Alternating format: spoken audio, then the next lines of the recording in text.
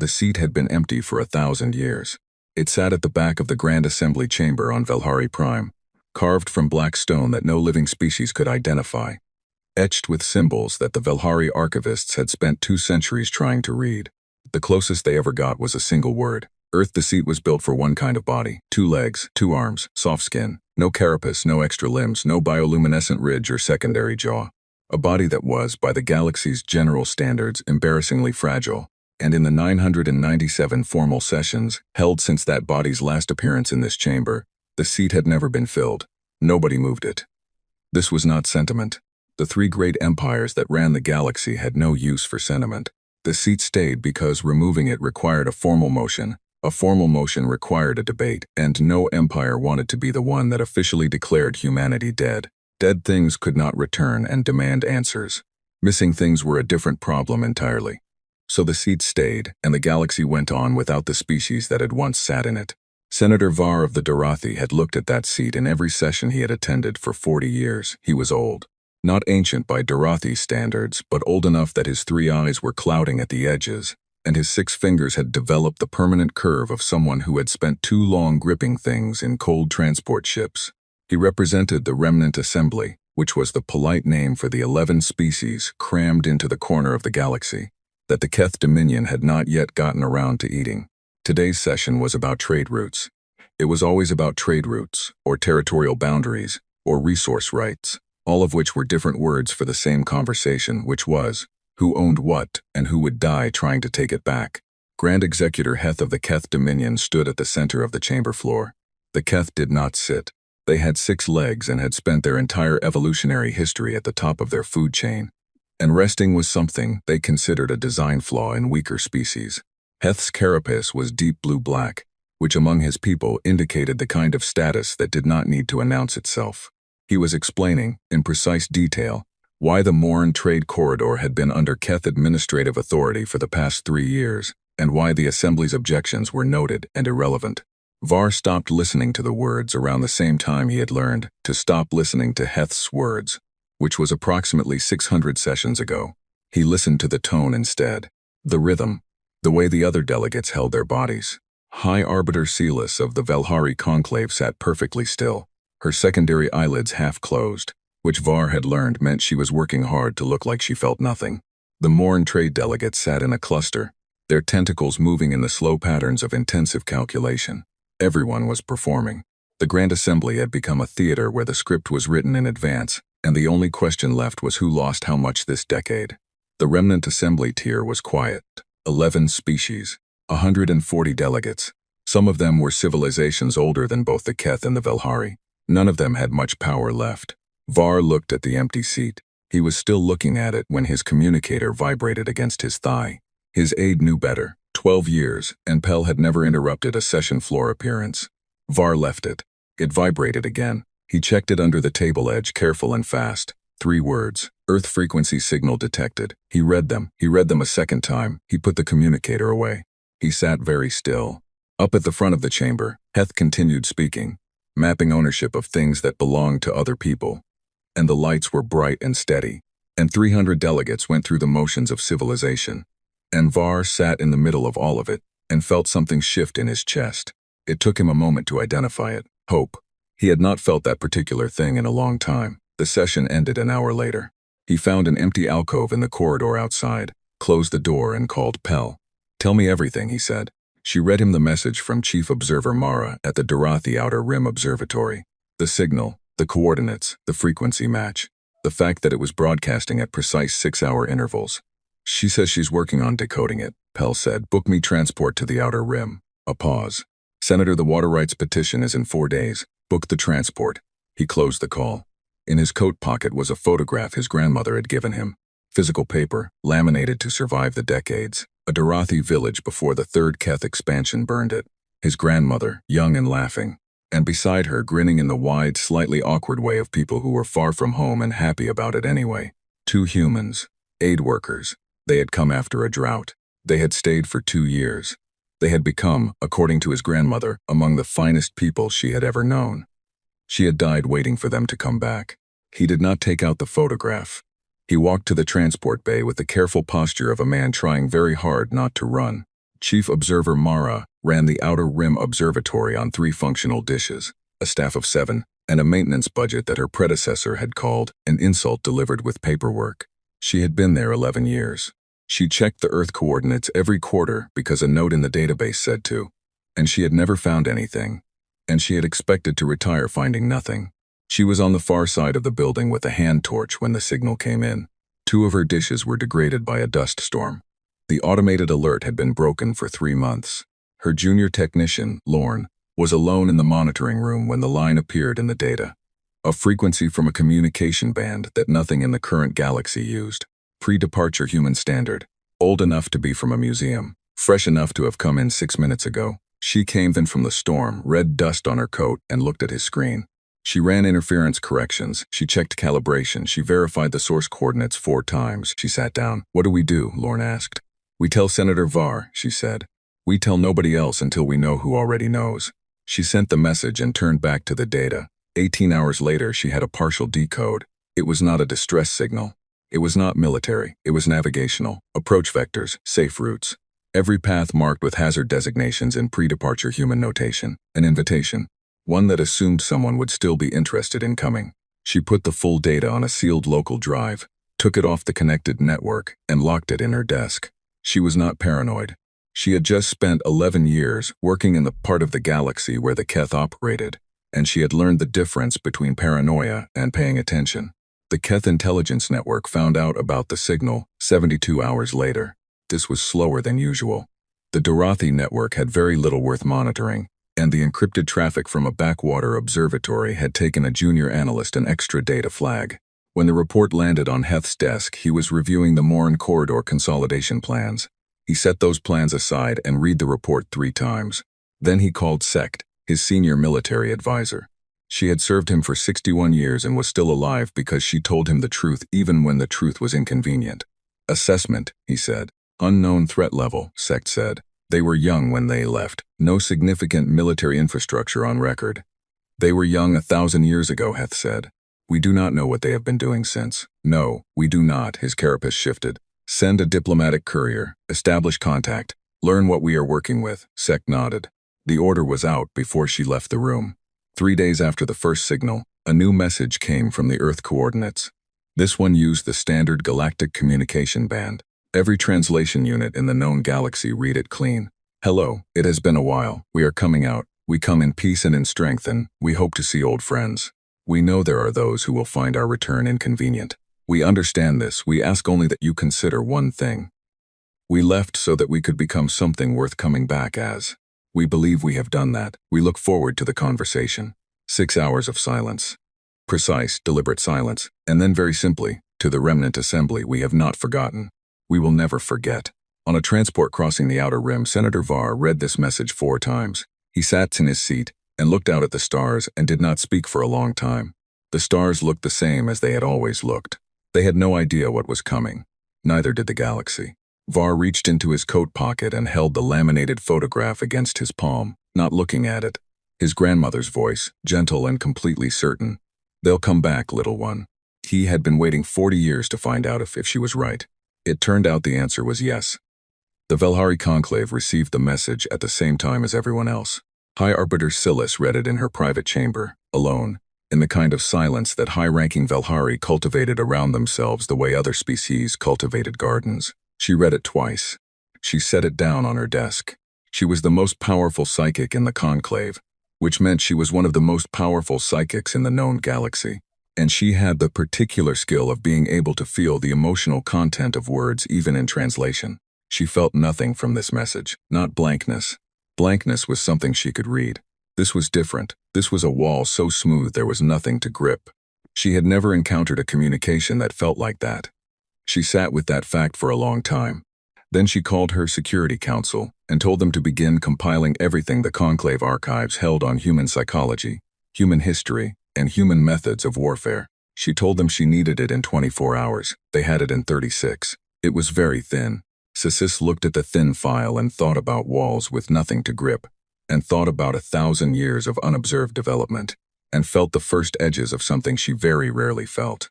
She was careful. She kept her face exactly as it always was, but she was careful.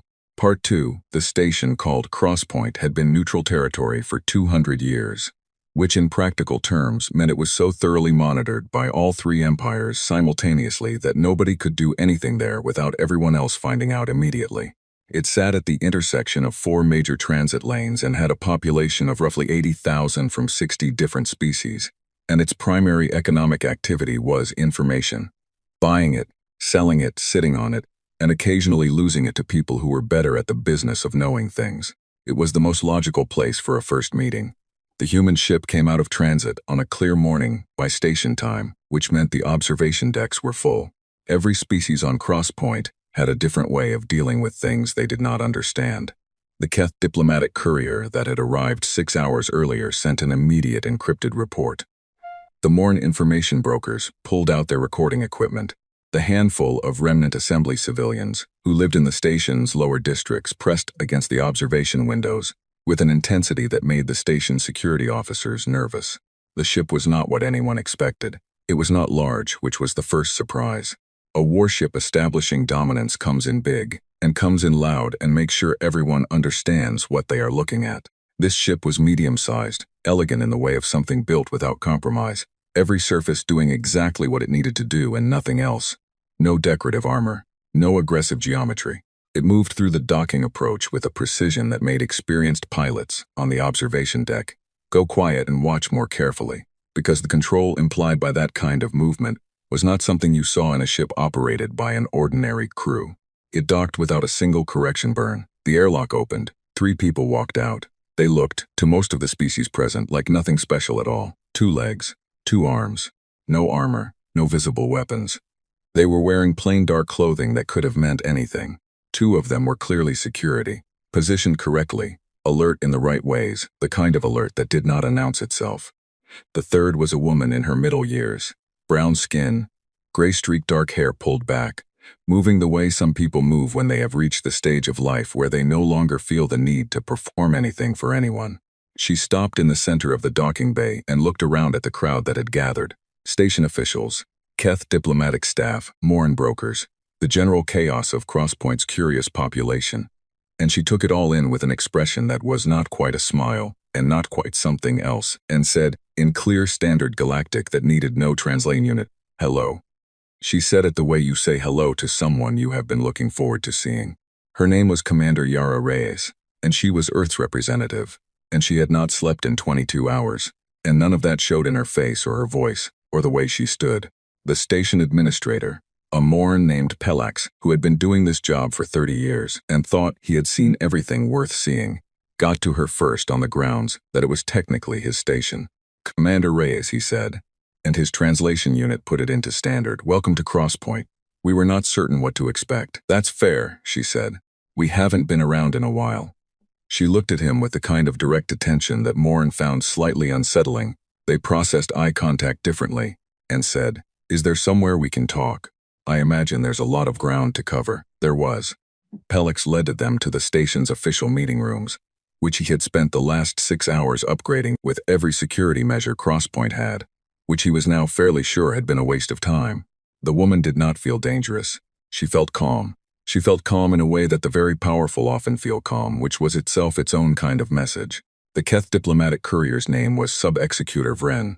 He was there when they arrived in the meeting room, which was not how Pellix had arranged it, but which was also not surprising, because the Keth were good at being places they had not been invited. Vren did what Keth diplomats did.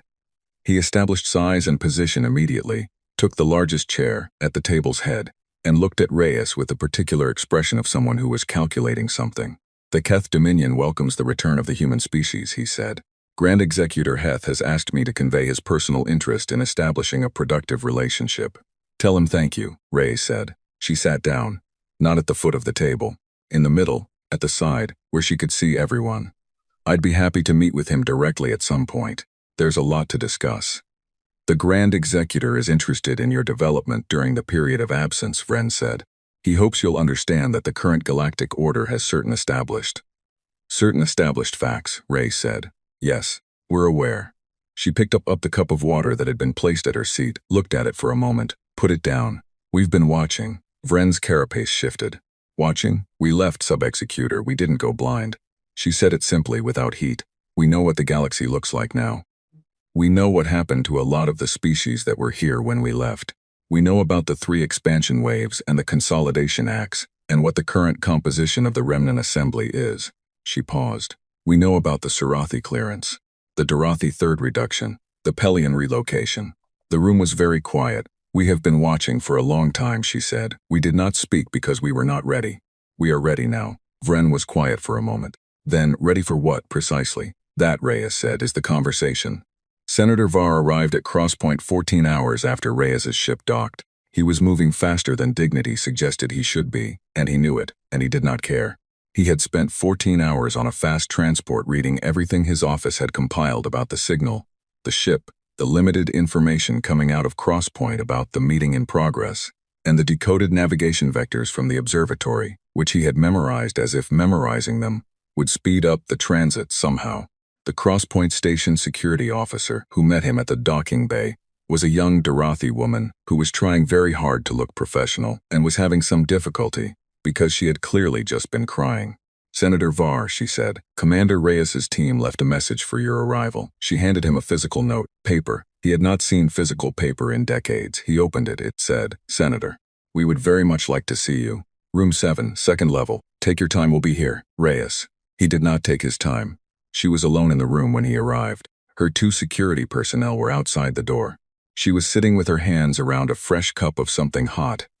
And when he walked in, she looked up and looked at him the way people look at someone they have been told about. Studied the way you study something important. She stood. She extended her hand. He knew enough human history to know what that meant. He took it. She shook it once, firm and brief. Senator Var, she said, I've read everything we have on your career. What you've done for the assembly and the conditions you've been working in. She paused. It's remarkable. Genuinely. He had been in politics for 40 years. He knew how people used compliments and how to recognize when one was real. This was real. He sat down across from her. Commander, he said, you'll understand that I have questions. I'd be worried if you didn't, she said. Where did you go? She looked at him steadily. Somewhere safe, somewhere we could work. We found a way to fold a section of space that couldn't be seen from outside. We called it the between. She said it like it was simple, like folding space was the kind of thing you do when you need privacy, and the matter-of-fact delivery of that sentence made Var's mind go briefly to a strange place. We spent 1,000 years in there. 1,000 years, he said. We had a lot to figure out. She turned her cup between her hands. We saw what the galaxy was becoming before we left. We were young. We didn't have the tools yet to do anything about it, so we made a decision as a species to go and get the tools. He looked at her. That is a very long time to wait. We're patient, she said, when we need to be. It came out quiet. It was the quietest sentence in the room. It landed somewhere in Var's chest and stayed there. What are you going to do? He asked. She looked at him for a moment before answering.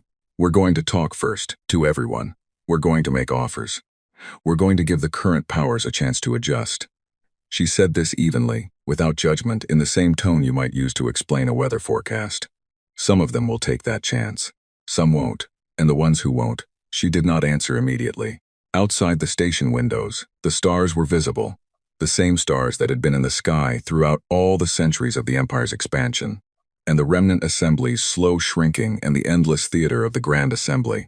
We didn't spend 1,000 years building weapons, she said. That's what I need you to understand. We built a lot of other things. The weapons were just a small part. She looked at him directly.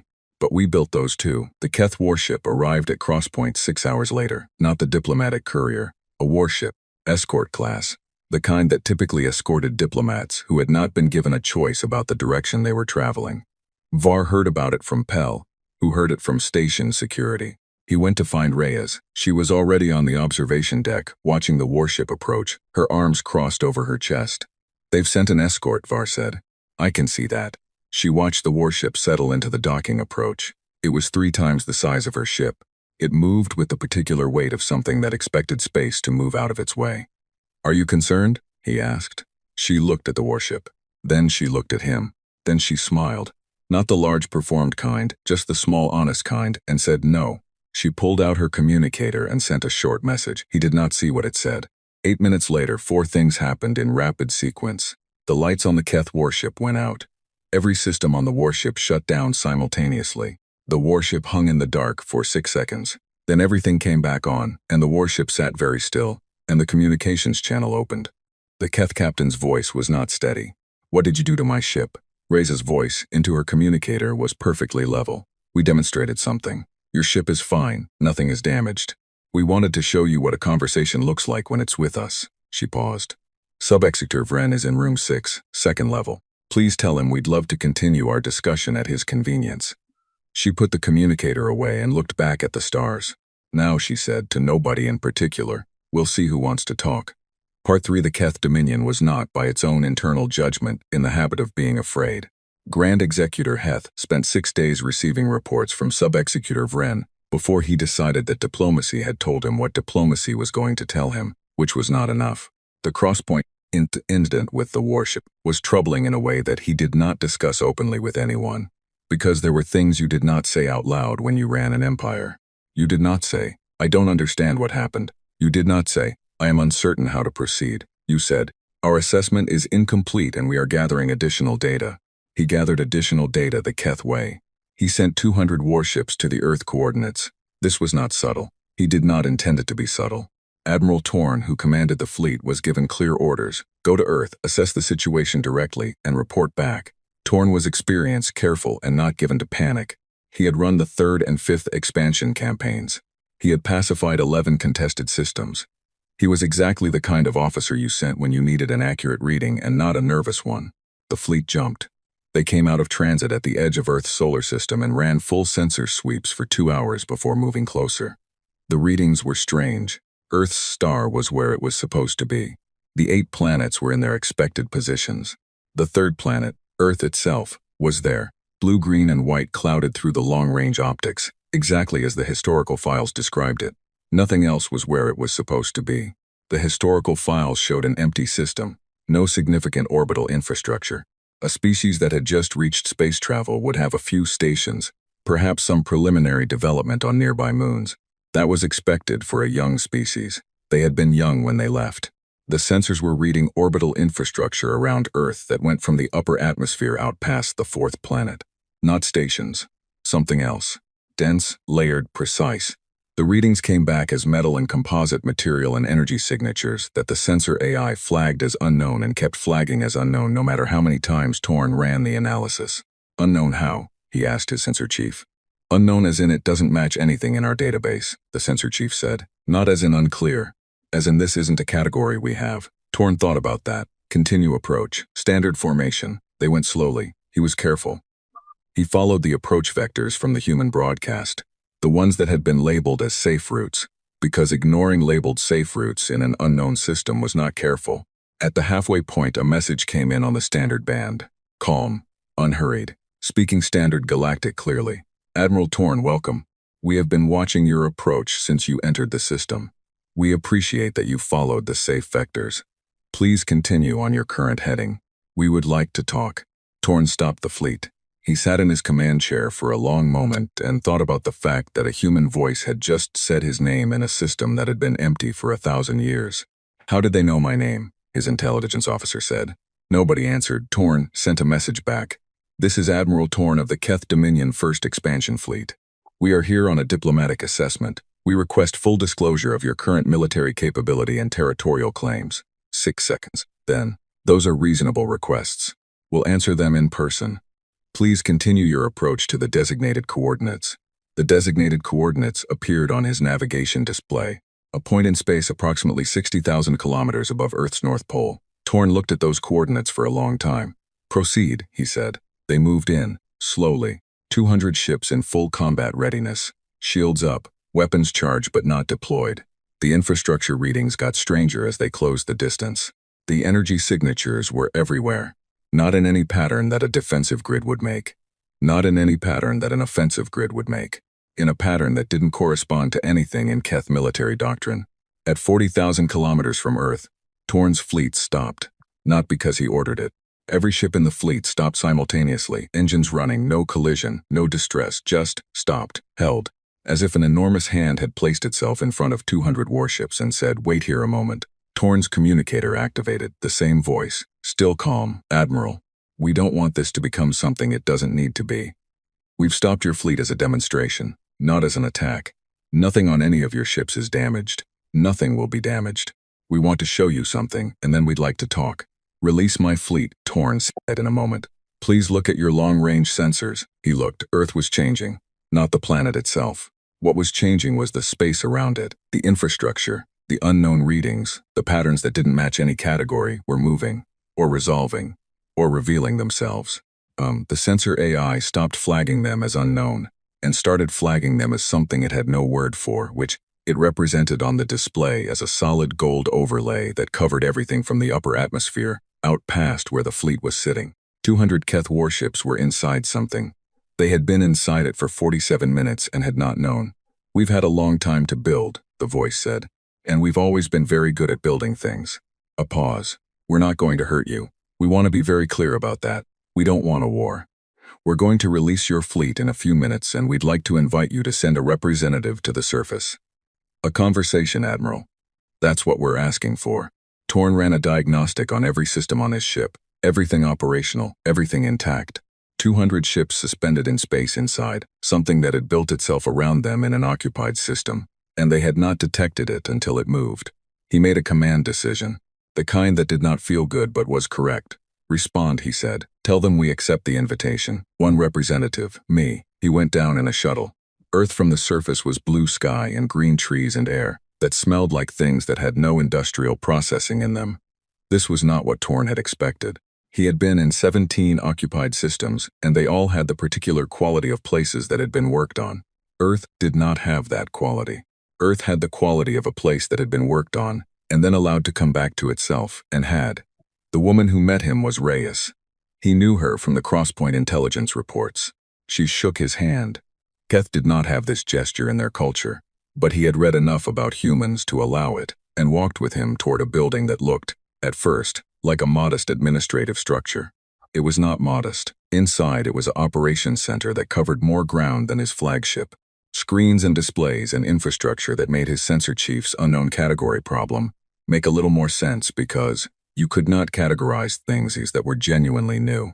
We have 342 orbital installations, Reyes said, walking beside him as if she were giving him a tour of something she was quietly proud of. 4 deep stations beyond the outer planets. We've fully rebuilt the infrastructure in this system and about 160 others. Torn stopped walking. 160 systems, give or take. She stopped beside him. We've been busy. Those systems are not, he paused. Many of those systems are currently claimed. Some of them are claimed by empires that took them from species that were living there, she said. Yes.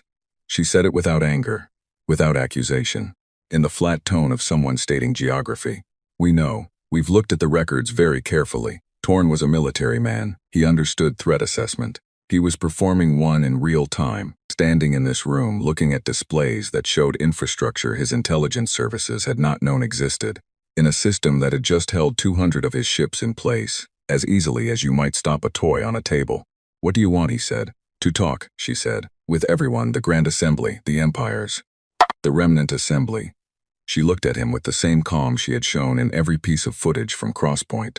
We want to talk about what comes next, and if the empires decide what comes next doesn't include you. She did not answer immediately.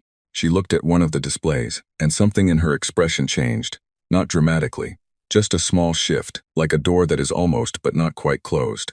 We'd like them to try to make that decision clearly understanding what they're deciding, she said. That's why we're having this conversation.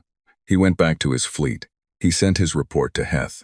199 of his 200 ships jumped home on his order. The 200th stayed behind. He put his most senior junior officer in command of it and gave her a data package and told her to transmit it to Heth directly, from a Keth-controlled relay, to ensure it arrived intact. The data package contained his full sensor readings, his complete record of the visit, and a personal recommendation from Torn, who had survived everything the 3 expansion campaigns had thrown at him, and who had stood in a room on Earth and come to a conclusion. The recommendation said, do not send another fleet. Send a diplomat. We are not dealing with what we expected to deal with. Grand Executor, hear them out. The 200th ship jumped home. Earth held its silence. Held it patiently, the way something very large can afford to be patient. Part 4. The emergency session of the Grand Assembly convened on Velhari Prime, and for the first time in living memory, every tier was full. There were no empty seats. Every species with a standing delegation had sent its most senior member, which meant the chamber held beings, who normally dealt though with each other through intermediaries, gathered in the same room, and the air had the particular quality of a place where very large decisions were going to be made by people who were frightened and trying very hard not to look it. The empty seat from Earth was still there. Nobody had moved it. Heth stood at the speaking floor. He did not look frightened. The Keth were exceptional at not looking frightened. Admiral Torn's report has been distributed to all delegation heads, he said. We are here to determine a coordinated response. High Arbiter Celis of the Velhari Conclave spoke from her tier with outstanding, which among the Velhari was its own kind of statement. We have reviewed the report. The strategic implications are significant. They built in secret, Heth said, in a pocket of space we could not observe, for 1,000 years. We do not yet fully understand what they have built. We understand enough, Celis said. And then the chamber doors opened, and Yara Reyes walked in. She had not been invited. Station security had apparently tried to stop her, and had then apparently decided to stop trying. She walked to the center of the speaking floor without hesitation. Nobody moved to stop her, which was itself a statement about the state of the room. And she stood there and looked around at 300 delegates from 41 species and said, I hope I'm not interrupting something important. It took a moment for the translation units to process the human concept of irony. Heth looked at her. This session is closed to external parties.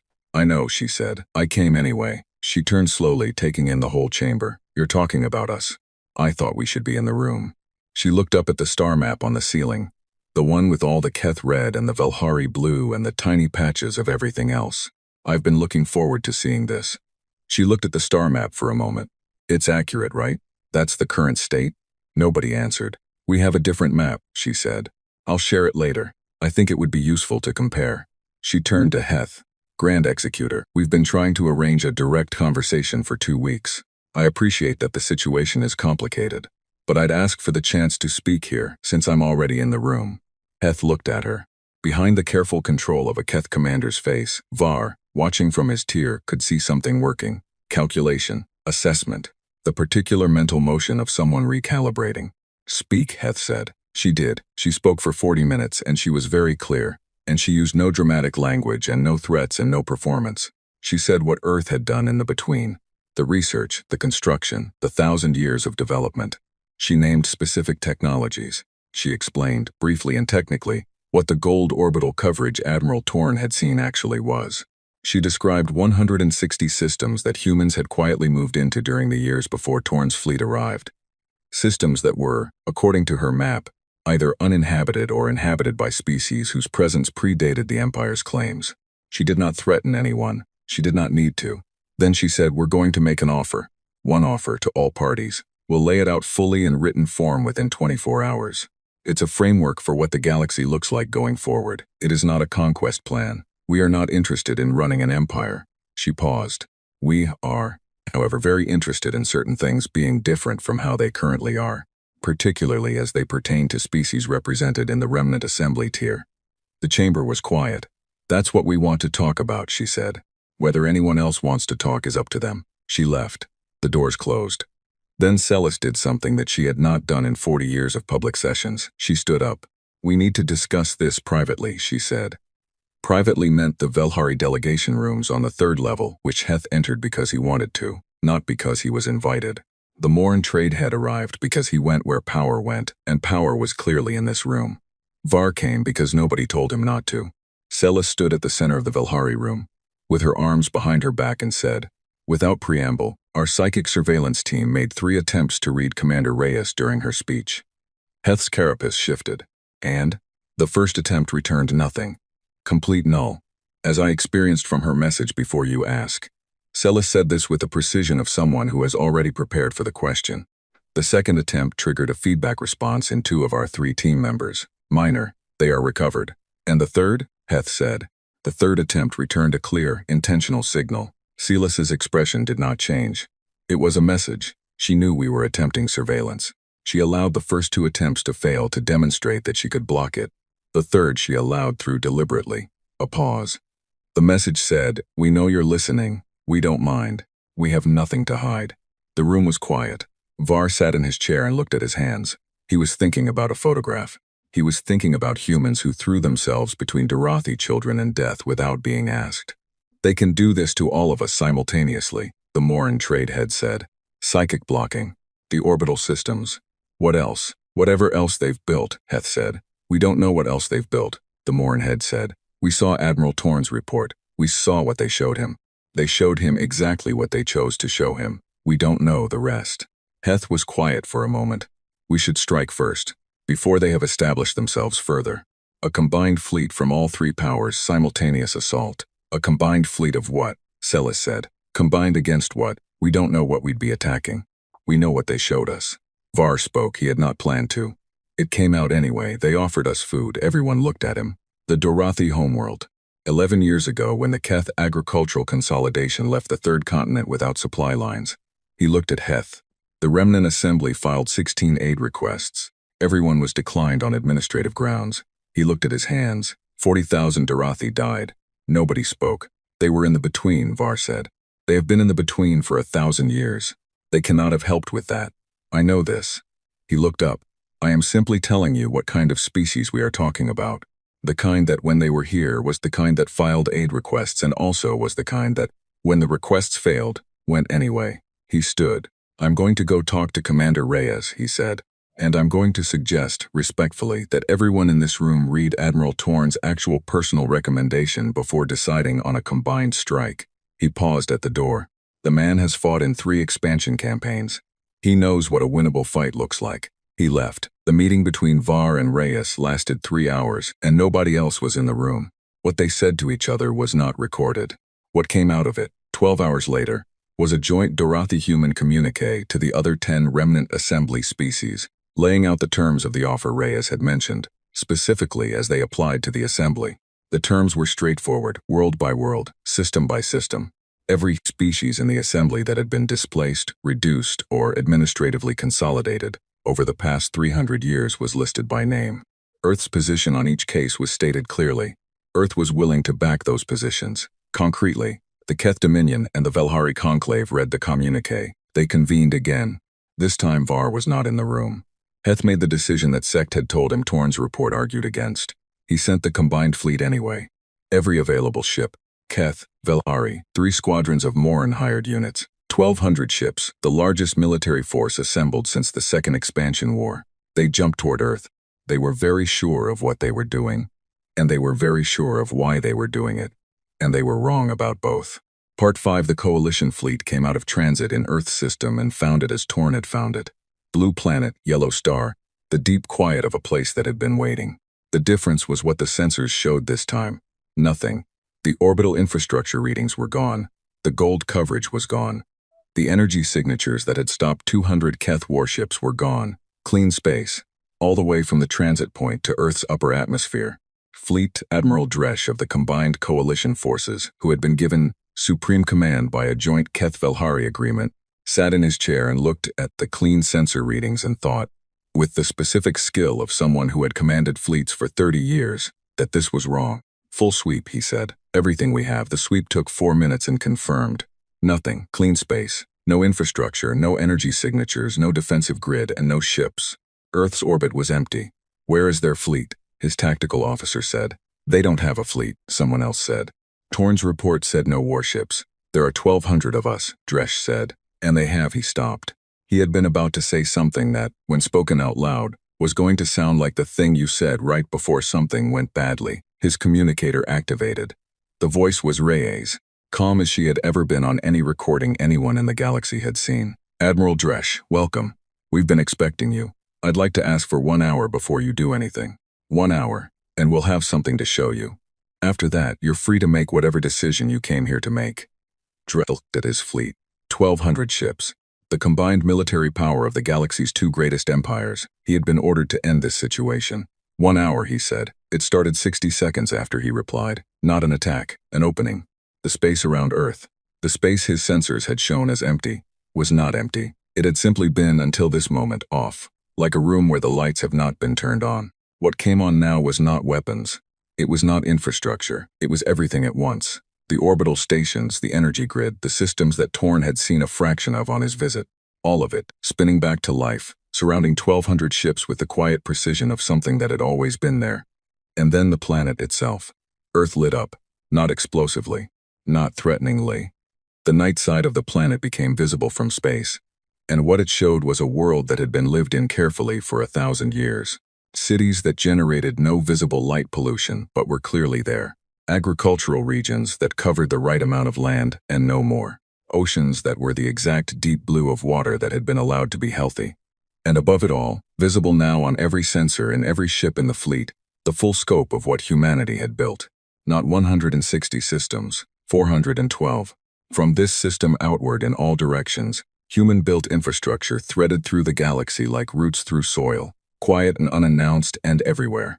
1,200 ships sat in the middle of it. Dresch looked at his tactical display for a long time. "We didn't want to show you all of this at once," Reyes's voice said. "We were trying not to overwhelm anyone, but we think it's better that you see it clearly before you decide anything." A pause. "We've had 1,000 years, Admiral. We used them. Why are you telling us this?" Dresch said. "If you wanted to end this, you could. We don't want to end it," she said. "We want to start it. Something new. Something that isn't what the last 300 years have been." Another pause. "We've been watching the galaxy since before we left. We left because we knew we weren't ready to help yet. We're ready now." Almost laughed. "It came out wrong. Help. Yes. No hesitation. That's what we came back to do." The coalition fleet did not fire a shot. This was not surrender. It was not defeat. It was the specific decision that very smart military officers make when the tactical picture stops being a picture they were trained for. Dresch sent the order to stand down and then sent a direct communication to Heth and Salus on the flagship relay, and his message was 3 sentences. "I've seen what they have. I am recommending we negotiate. Send your diplomats." It took 6 hours for the responses to come back. Heth's response was 1 word. Salus's was 3 sentences that said the same thing. They were coming. The agreement was called the Crosspoint Compact, though it wasn't signed at Crosspoint. It was signed on Earth, in a building with open windows that looked out at a garden, because the humans had asked if they could do it that way and nobody had objected. It was not a surrender document. It was not a treaty of conquest. It was, as Reyes had said it would be, a framework, what the galaxy looked like going forward.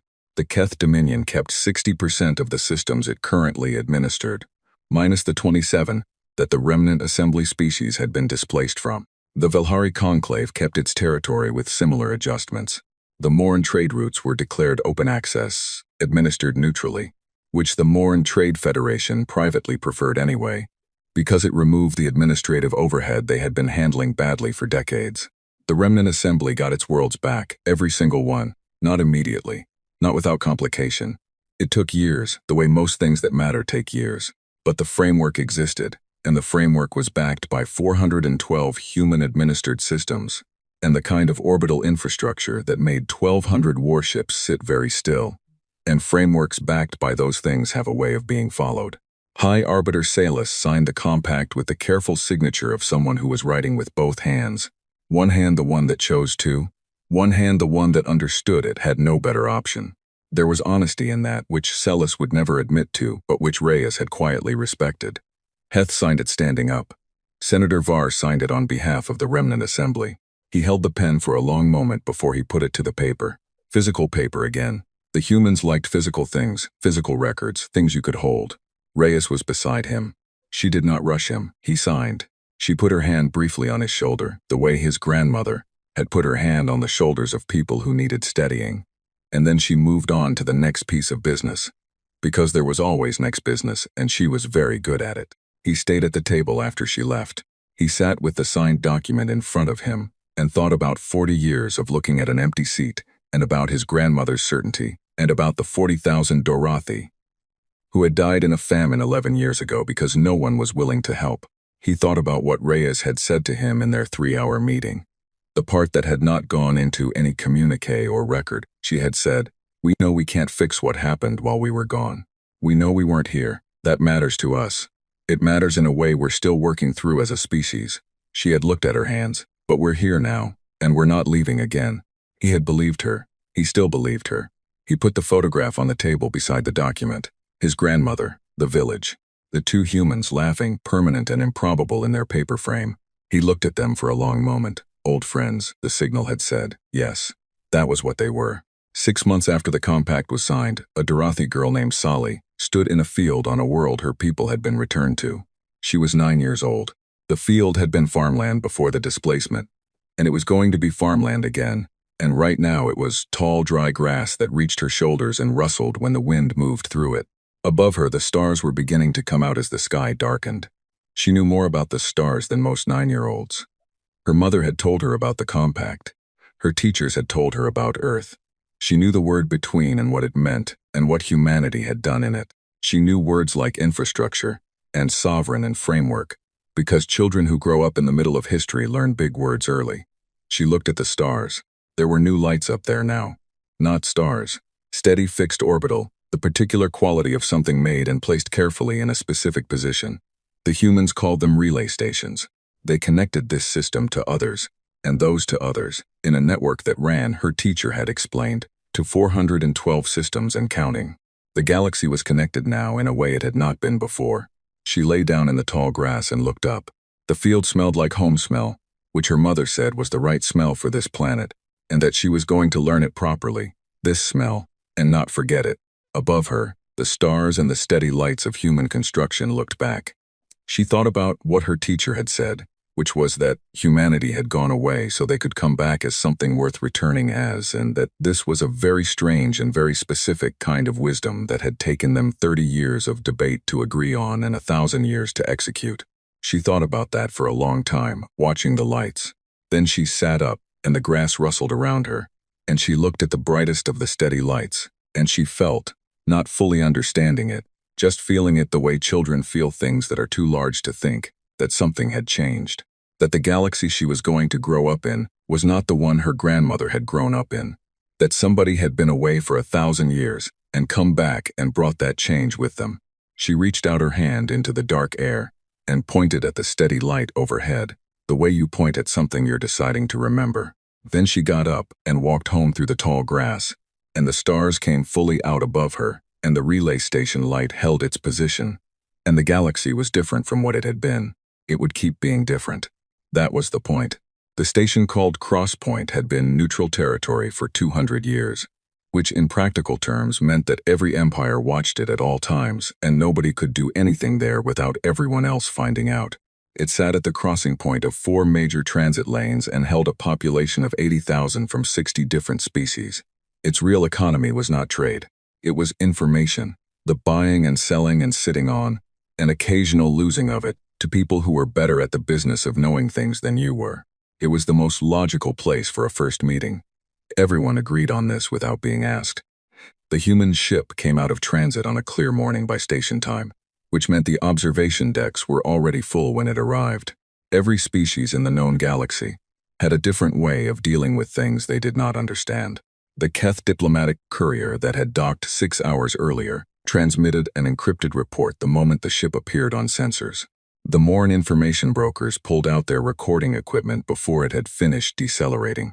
The handful of remnant assembly civilians who lived in the station's lower districts pressed against the observation windows with an intensity that made station security officers nervous for reasons they couldn't cleanly define. The ship was not what anyone had expected. This was the first surprise, and it was a small one, but small surprises at the start of something are the kind you remember. A warship establishing dominance arrives large and loud, making sure the watching eyes understand exactly what they are looking at. This ship was medium-sized and elegant in the particular way of something built without compromise. Every surface doing exactly what it needed to do and nothing extra. No decorative armor plating. No forward-facing weapon geometry designed to make observers think about weapons.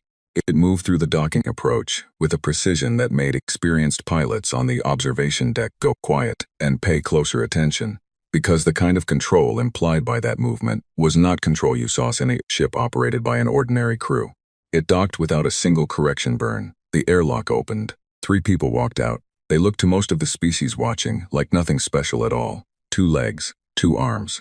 No carapace, no bioluminescent ridge, no secondary jaw or visible sensory array. They were wearing plain dark clothing. 2 of them were clearly security, positioned correctly, carrying themselves in the calibrated way of people trained to watch rooms. The third was a woman in her middle years. Brown skin, gray-streaked dark hair pulled back from her face. She moved the way certain people move when they have reached the point in their lives, where they no longer feel the need to perform anything for anyone's benefit. She stopped in the center of the docking bay. She looked around. At the station officials, the Keth diplomatic staff, the Morin brokers, the general organized chaos of Crosspoint's curious population. And she took it all in with an expression that was not quite a smile and not quite anything else, and she said, in clear standard Galactic that needed no translation unit at all, "Hello."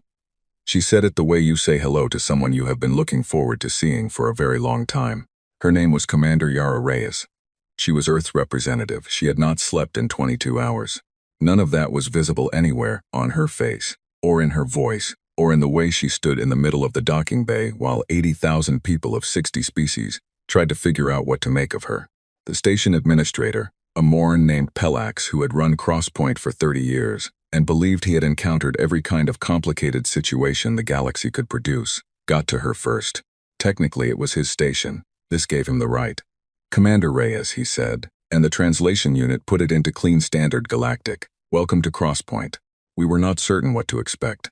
"That seems fair," she said. "We haven't been around in a while." She looked at him with a direct attention that Morin found subtly uncomfortable. They processed extended eye contact differently from humans, and humans tended not to know this, and said, "Is there somewhere we can sit and talk? I imagine there's a great deal of ground to cover." There was. Pelax led them to the station's official meeting rooms, which he had spent the previous 6 hours equipping with every security measure Crosspoint had available. He was already fairly sure this had been a waste of time. The woman did not feel dangerous. She felt calm. She felt calm in the way that very powerful things are calm. Not because there is nothing to worry about, but because the thing being calm has already thought through every possible version of what comes next and is comfortable with all of them. The Keth diplomatic courier's name was Sub-Executor Vren. He was already in the meeting room when they arrived, which was not how Pelax had planned the room assignments, but which was also not surprising, because the Keth were very good at being in places before anyone had decided to invite them. Vren did what senior Keth diplomats always did when entering a new situation. He established position and size immediately, taking the largest chair at the head of the table, placing his 2 aides at his flanks, and looked at Reyes with the calculating expression of something that was deciding how large a problem it was looking at. "The Keth Dominion welcomes the return of the human species," he said. "Grand Executor Heth has asked me to personally convey his interest in establishing a productive relationship between our peoples." "Tell him thank you," Reyes said. She sat down, not at the foot of the table, which would have made her subordinate in the positioning language that every species in the galaxy used, without discussing it. Not at the head, which would have been a direct challenge. In the middle, at the side, where she could see everyone. "I'd be glad to meet with him directly when the time is right. There's a great deal to talk about. The Grand Executor is particularly interested in understanding your development during your period of absence," Vren said. "He hopes you will appreciate that the current galactic order has certain established structures and agreements that—" "Certain established facts," Reyes said. She was not unkind about the interruption. She simply said it, and it landed, and it was true, and Vren stopped speaking. "Yes, we are aware of the established facts." She picked up the cup of water that had been placed at her seat, considered it briefly, put it down. "We've been watching." Vren's carapace shifted in the small way of a Keth controlling a reaction. "Watching. We left, Sub-Executor. We didn't stop paying attention." She said it without heat, without threat, in the same tone you use when stating something obvious that shouldn't need stating. "We know what the galaxy looks like now. We know what happened to many of the species that were here when we left. We know about the 3 expansion campaigns. We know about the consolidation acts. We know the current composition of the remnant assembly and how it compares to what it was 1,000 years ago." She paused the length of one breath. "We know about the Sarathi clearance, the Darathi 3rd reduction, the Pelion relocation program." The meeting room was very quiet. "We have been watching for a long time," she said. "We did not speak because we were not ready. We are ready now." "Ready for what precisely?" Vren said. "That," Reyes said, "is exactly the conversation I'd like to have." Senator Var arrived at Crosspoint 14 hours after Reyes's ship docked. He had not slept on the transport. He had spent the crossing reading everything his office had compiled. The sensor data from Mara's observatory, the decoded navigation vectors, the limited information coming out of Crosspoint's public channels about what was happening in the meeting rooms. He had read Mara's personal notes on the frequency match. He had read the historical files on human pre-departure diplomatic practice that someone in the Assembly archives had put together in the 48 hours since the signal was first detected. He had looked at the photograph of his grandmother's village the whole time it sat on the seat beside him. The cross-point security officer who met him at the docking bay was a young Dorothy woman named Ress, who was trying very hard to look professional and was struggling with it. And Var could see precisely why. She had clearly been crying recently and had not finished deciding how to feel about that. "Senator Voss," she said, "Commander Reyes's team left a message for your arrival." She handed him a folded piece of paper, physical paper. He unfolded it. "Senator, we would very much like to see you. Room 7, second level. Take all the time you need. We will be here." Reyes, he did not take his time. Reyes was alone in the room. Her security were outside the door. She was sitting at the table with her hands wrapped around a cup of something hot. And when he walked in, she stood and looked at him, with the expression of someone who has read about a person carefully and is now meeting them for the first time, and finding the meeting is what they expected, which is its own kind of relief. She extended her hand. He knew enough human history to understand the gesture. He took it. Her handshake was brief and firm and did not try to prove anything. "Senator Var," she said, "I've read everything we have on your career, what you have built for the Assembly in these conditions." She held his gaze. "It is remarkable. I mean that without any of the flattery in it." He had spent 40 years in politics. He knew the sound of a compliment being used as a tool. This was not that sound. He sat across from her. "I have questions," he said. "I would be concerned if you didn't," she said. "Where did you go?" She looked at him evenly. "Somewhere safe, somewhere quiet. We found a way to fold a section of space that couldn't be observed from outside. We called it the between." She said this plainly, as if folding space-time were the kind of solution you arrive at when you need uninterrupted time to work, which to her apparently it was. "We spent 1,000 years inside it. 1,000 years. We had a great deal to figure out." She turned her cup between her palms. "We could see where the galaxy was heading before we left. We were too young to do anything about it then. We didn't have the tools. We didn't have the understanding. So we made a decision, as a species. It took about 30 years of debate, which probably tells you something about us, to go away and build the tools and the understanding before we came back." She paused. "We thought it was better to wait until we could actually help rather than arrive too early and make everything worse." Var looked at her. "That is a very long time to wait." "We are patient," she said, "when we need to be." It was said quietly, just a simple statement of fact. It sat in the middle of the room like something much larger than the words that carried it. "What are you going to do?" he asked. She thought for a moment, which he noted. She was someone who thought before speaking. "We are going to talk first. With everyone. With the empires, with the Assembly, with the Grand Chamber. We are going to make offers and give the current powers the genuine chance to adjust." She said this with no judgment in it, the same way you might describe the stages of any reasonable process. Some will take that chance, some won't, and those who won't. She did not answer immediately. She looked at the window, where the station's exterior viewport showed open space and stars. The same stars they had always been. They had no idea what was moving through them. "We did not spend 1,000 years building weapons," she said. "That is the first thing I want you to understand. We built medicine, we built energy systems, we built agricultural methods that work on any world with any soil chemistry. We built schools and governance structures and psychological frameworks for species that have been living under occupation." She looked back at him. "The weapons were a small part. We built those too." She said the last sentence exactly the same way she had said the rest of it. The Keth warship arrived at Crosspoint 6 hours later. Not the diplomatic courier. An escort-class warship, the specific designation used when a diplomatic party was being escorted somewhere they had not chosen to go. It came out of transit and settled into the docking approach with the heavy deliberateness of something that expected other things to move aside for it. Var found Reyes on the station's observation deck. She was already there, watching it come in, arms folded over her chest. She did not look alarmed.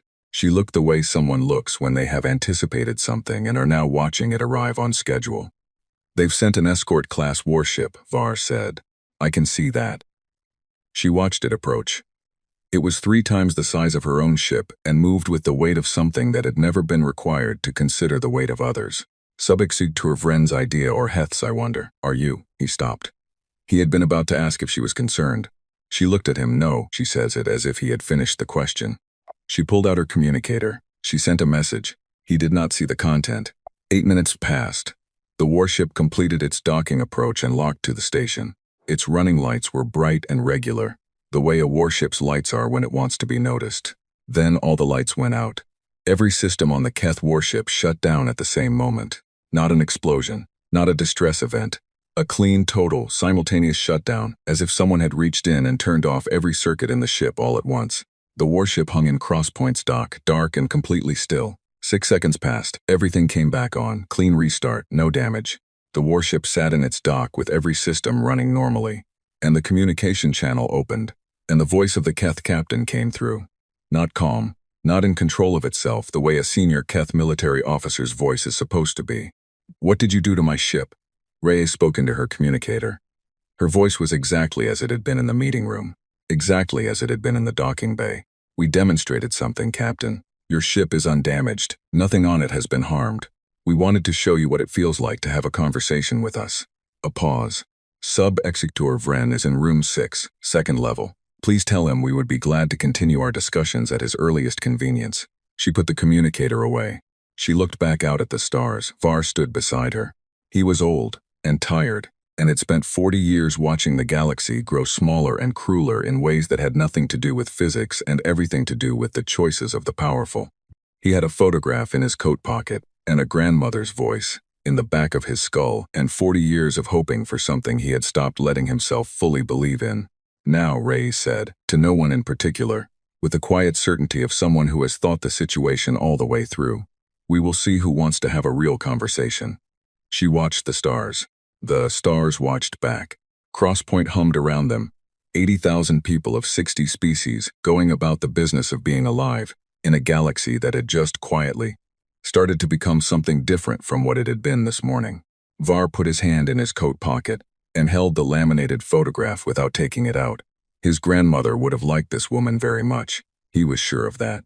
He stood there and said nothing, and was content for the moment to stand in this particular silence, which was the silence of something that had been building for 1,000 years and had just at last begun.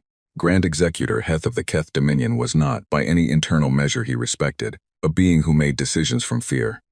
He made decisions from information, from assessment, from the careful weighing of known variables against known outcomes, the way 3 centuries of empire building had taught his people to weigh everything. He had expanded Keth territory through 11 contested systems. He had absorbed 4 minor civilizations without a single significant military loss. He had sat across negotiating tables from every major power in the galaxy, and come away from every one of those tables having taken more than he gave. He sat in his command chamber on his flagship and read Sub-Executor Vren's reports from Crosspoint 6 times. Then he read Admiral Torn's personal recommendation twice. Then he set everything down and thought. The warship shutdown at Crosspoint was the detail he kept returning to. Not the size of Reyes's orbital infrastructure, which was extraordinary but could be quantified. Not the historical records on human pre-departure capability, which were thin but manageable. The warship shut down, 6 seconds of total darkness, clean restart, no damage, no entry, no boarding, no explanation of mechanism. His engineers had spent 3 days examining the warship's systems after it returned to Keth space and had found nothing. No foreign hardware, no software intrusion, no indication of how it had been done. Things you cannot explain, you cannot counter. He was aware that this thought was the beginning of the thing he was trying not to feel.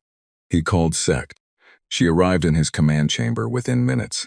61 years of service, and she still moved like someone with somewhere to be. She looked at the reports on his desk and then looked at him.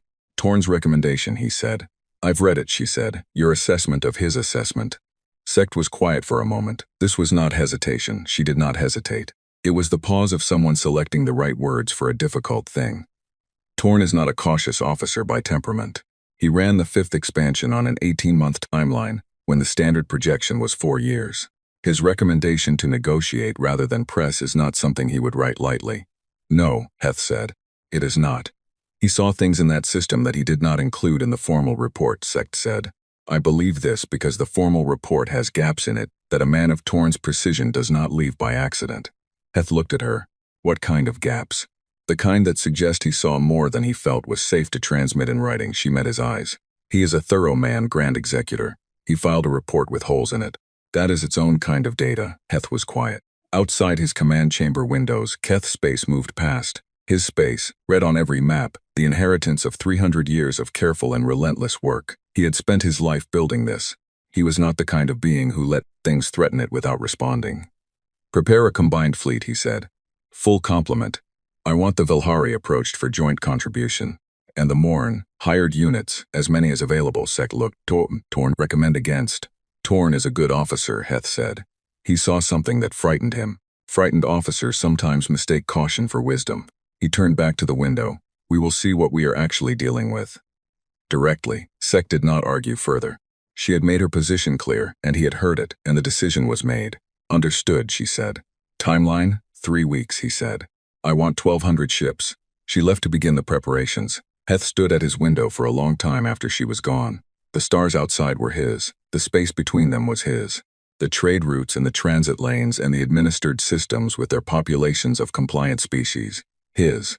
300 years of his family's work, his work, made permanent in the red of every galactic map in existence. He thought about a woman who had sat in the middle of a negotiating table, not at either end, and said, "We have been watching."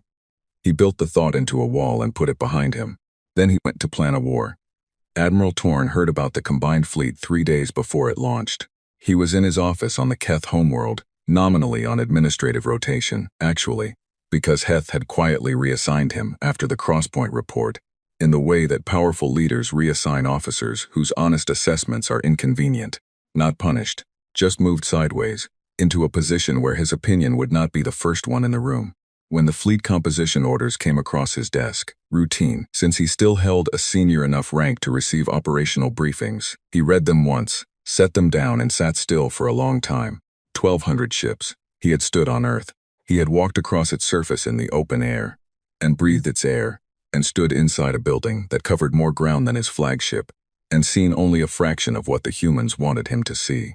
He had come home and written a report with very careful gaps in it, gaps shaped like the things he had decided were too large to put in writing. He had recommended diplomacy, not because he was frightened, though he was, but because he had stood in that room with Reyes and understood, with the particular clarity that comes to experienced military minds sometimes, that there was no version of this that ended well for whoever started shooting first. He wrote a personal message to Heth. He said, "Grand Executor, I know the decision has been made. I ask only that you know I stand by my recommendation fully. What is in that system is not what we expect it to be. Please be careful." He sent it. He did not expect it to change anything. He was right. The combined fleet launched on a clear day, by Keth standard reckoning, 1,214 ships forming up in the assembly coordinates outside Keth space, the largest military force gathered since the Second Expansion War. Keth ships made up the core, 800 vessels, ranging from escort class to 3 full carrier groups. The Velhari contributed 240 ships, sleek and pale, and covered in the sensor arrays that the Velhari built better than anyone else in the galaxy. The Morin hired units were 62 vessels of various classifications, crewed by a mix of species who did this kind of work for whoever paid and paid well. Fleet Admiral Dresch commanded from the Keth carrier Permanence, which had been Heth's flagship during the 5th expansion, and was chosen for this mission for reasons that were partly tactical and partly about the message sent by a flagship's name. Dresch was 68 years old and had not lost a fleet engagement in his career. He was not the kind of officer who lost sleep before operations. He was the kind of officer who reviewed plans until the plans were correct, slept well, and executed. He had reviewed these plans. They were correct by every standard he knew how to apply. You take 1,200 ships to a target with unknown capability. You overwhelm it before it can reveal that capability. You end the uncertainty. He gave the jump order. They came out of transit at the edge of Earth's solar system and ran sensor sweeps for 90 minutes before moving. The readings were wrong from the start. Earth's star was in position. The planets were in their correct orbits. The third planet, blue, green, and white at long-range optics, exactly as the historical files described, was there. Everything else was not where it should have been. A young species, 200 years into space-time travel before its disappearance, should have left behind the scattered infrastructure of those early centuries. Preliminary stations. Some activity on the nearest moon. The tentative reaching marks of a civilization just beginning to extend itself. Instead, the sensors returned readings from Earth's orbit all the way out past the 4th planet. Dense, layered, complex readings that the sensor AI classified as metal and composite and energy signatures of unknown type. It flagged them as unknown. It kept flagging them, through 3 separate analysis runs, as unknown. Unknown as in unclear, Dresch said to his sensor chief. Unknown as in not in any category our systems have, she said. She had the careful voice of someone reporting something they have checked more than once. It's not that the readings are faint or distorted. They're clear. They're just new. Dresh absorbed this. Standard advance. We follow the broadcast approach vectors. He followed the vectors that the human signal had published. The safe routes, hazard designated, mapped with the kind of precision that only came from people who knew exactly what was in the space they were mapping, because ignoring labeled safe routes in an unknown system was not something a competent fleet admiral did. They went slowly. 90 minutes into the approach, a message came in on the standard band, a voice, human, calm, Fleet Admiral Dresh. Welcome to our system. We have been tracking your approach since transit emergence. We are glad you followed the safe vectors. Please continue on your current heading. We would like to talk. Dresh stopped the fleet. He sat in his command chair and said nothing for a moment. The voice had used his name, his correct rank and name, in a system that had been empty for 1,000 years. His intelligence officer, across the bridge, met his eyes and had no answer. How did they know my designation? Someone said. Nobody answered that either. Dresh responded. This is Fleet Admiral Dresh of the Combined Coalition Forces. We are conducting a military assessment of this system. We require full disclosure of your defensive installations and territorial claims. 11 seconds. Long enough to start wondering if there would be no answer. Then, those are reasonable requests, Admiral. We would rather answer them in person than over a channel. Please continue your approach to the following coordinates. A pause. We think it will be more useful to show you than to tell you. The coordinates appeared on his navigation system. A point 60,000 kilometers above Earth's North Pole. He looked at them for a long time. Proceed, he said. They moved in slow. 200 of the 1,200 ships went first. A vanguard, shields at full, weapons charged but not deployed, sensors running everything they had. The other 1,000 held at the outer marker. Standard advance formation for entering unknown territory. The infrastructure readings grew stranger with every 1,000 kilometers. The energy signatures were everywhere in the system, but formed no pattern that matched any defensive grid in Keth military doctrine, any offensive installation on record, any known design from any known civilization. They were not arranged to protect. They were not arranged to threaten. They were arranged in a way that had its own internal logic that his tactical officers kept trying to decode and kept failing to decode. At 40,000 kilometers, the Vanguard stopped. Not on Dresh's order. Every ship in the Vanguard simply stopped. Engines running. All systems operational. No alarms, no collision, no distress signals from any crew. Stopped and held and could not move forward, exactly as if something large and invisible and completely calm had placed itself in their way. Dresh's communicator activated. Admiral, we don't want this to become a battle. Neither of us wants the losses that would follow from that. The voice was the same voice, unhurried. We've stopped your forward group as a demonstration. Nothing on any of your ships is damaged. Nothing will be damaged. We want you to look at your long-range sensors before you decide on a next action. Dresh looked. Earth was changing around them. Not the planet, not the atmosphere. What was changing was the space between the fleet and the planet. The space his sensors had been trying to categorize for 90 minutes. It was resolving, or revealing, or perhaps the more accurate word was activating. The unknown readings, the layered complex of metal and composite and energy that the sensor AI had kept filing as an unknown category, were moving into a configuration that was still unknown but no longer invisible. The sensor overlay stopped flickering between analyses and held, solid gold across every display on every ship in the fleet, spreading from Earth outward, filling the space between the planet and where 1,200 ships were sitting. 1,200 ships, inside something. They had been inside it for 51 minutes. We've had a long time to build, the voice said, 1,000 years. And we have always been very good at building things. A longer pause this time. We are not going to harm you. We need you to understand this clearly, because what we are about to say will sound like a threat, and it is not meant as one. It is meant as an honest description of the situation. Another pause.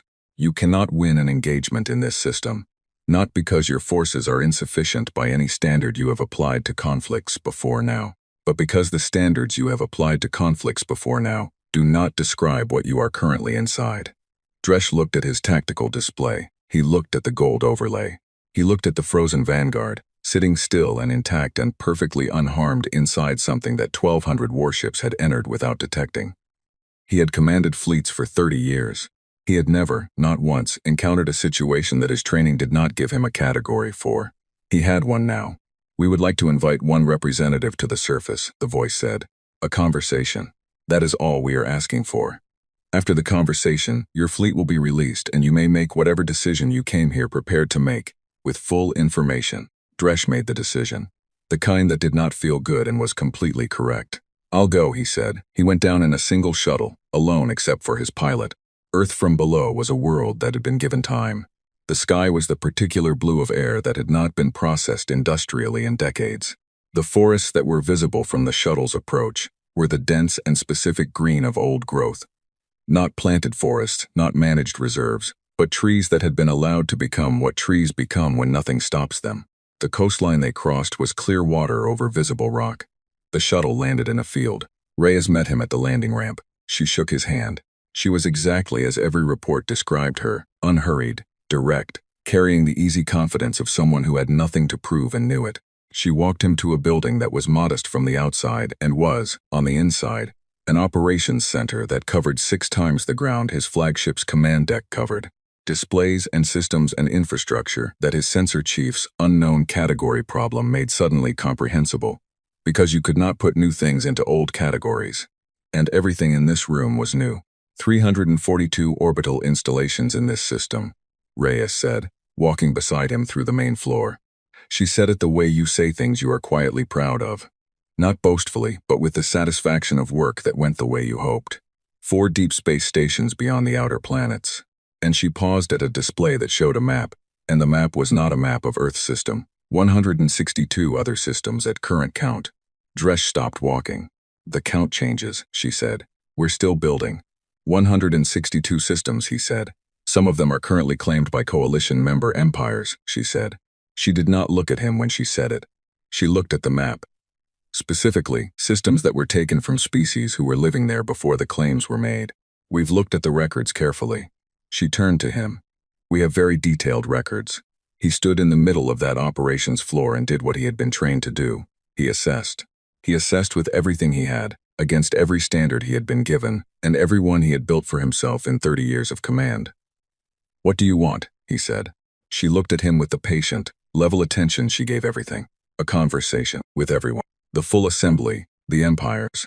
A framework for what the galaxy looks like going forward. She paused. Not conquest. We are not interested in running what they run. We're interested in things being different. Different how? She looked at the map again. At 162 systems and the gold overlay that was sitting in this system around 1,200 ships. Different in the ways that matter, she said. You know which ways those are. He did. He was a Keth Fleet admiral, and he had run expansion campaigns, and he knew exactly which ways those were, because he had been part of making them what they were. He went back to his shuttle. He sat in it for a long time before signaling the pilot. Then he gave the order that ended his career, and was still clearly, correctly, the right order to give. He recalled the full fleet. All 1,200 ships turned and formed up and moved back toward the transit point. Every ship intact, no engagement, no damage. 1,200 ships retreating in good order from a planet that had not fired a single weapon. He kept one ship, his own. He sent a full report and a personal message to Heth and Celis both, on the most secure relay he had access to. The personal message was longer than Torn's had been. He included more detail, because he was the second senior officer to come back from that system with the same recommendation, and he wanted to be very clear about the reasoning this time. The message said, in part, I have stood inside what they have built. I have seen its scope. I have spoken with their representative. I have made the following assessment. This is not a military problem. A military response will not resolve this and will cost us more than we can calculate in advance. This is a negotiation. I recommend we begin it immediately, with the full weight of our diplomatic capability, and that we do so without preconditions. He also said, they are not what we expected. I do not mean their technology, I mean them. I do not have better words for this yet, but I believe it matters. His ship sat in the outer system and waited for a response. Earth sat behind him, quiet and patient, and very, very old now in the way that only things which have been through time, and chosen carefully what to carry forward from it are old. The stars held their positions. The gold in the sensor readings stayed warm. The emergency session of the Grand Assembly was called with 48 hours' notice, which was the minimum the charter allowed, and the first time in living memory that the minimum had been used. Every tier was full. This had not happened in 230 years. Not since the Second Expansion War's ceasefire negotiations had dragged every delegation to Velhari Prime simultaneously. 312 delegates from 41 species filled the curved tiers of the Grand Assembly Chamber all the way to the upper level, which normally sat empty because the species assigned to it had either been absorbed or reduced to observer status. Today, even those seats had bodies in them. Junior aides and attachés pressed into service because their senior officials had decided for the first time in a long time that having more eyes in the room was worth the protocol violations. The empty seat was still there. Carved black stone, unmarked except for the word Earth in symbols nobody had fully translated. It sat at the back of the main tier, exactly where it had always been, and every delegate who walked past it either looked at it or worked very hard not to. Senator Var arrived early. He sat in the remnant assembly tier and watched the chamber fill and thought about how different it felt when the room was full of people who were actually paying attention. The Grand Assembly on a normal day was theater. Performed governance, positions staked in advance, outcomes negotiated in private rooms before anyone stood at the speaking floor. Today it was something else. Today it had the quality of a room in which the people present were not entirely sure what was about to happen. That was new. Grand Executor Heth stood at the speaking floor when the session opened. His carapace was the deepest blue-black Var had ever seen on a living Keth, the color of an authority that had not yet decided it needed to adjust. He read the summary of Dresch's report into the formal record. He read Torn's earlier report as well. He did not editorialize. He did not need to. The numbers did the work. 162 systems, 342 orbital installations, 1,200 ships stopped in open space for 51 minutes without a single weapon fired. When he finished, the chamber was quiet in the specific way of a room that is absorbing something it did not want to absorb. High Arbiter Celeste of the Velhari Conclave spoke from her tier without standing, which was the Velhari way of indicating a contribution that was too important to be performed. Both reports contain the same personal recommendation, she said. 2 senior military officers, operating independently, have recommended immediate negotiation. Both officers were operating under conditions of significant psychological pressure, said a Keth sub-commander from the upper tier. The assessment may reflect their emotional state rather than strategic reality. Admiral Torn has commanded 3 expansion campaigns, Heth said, without turning around.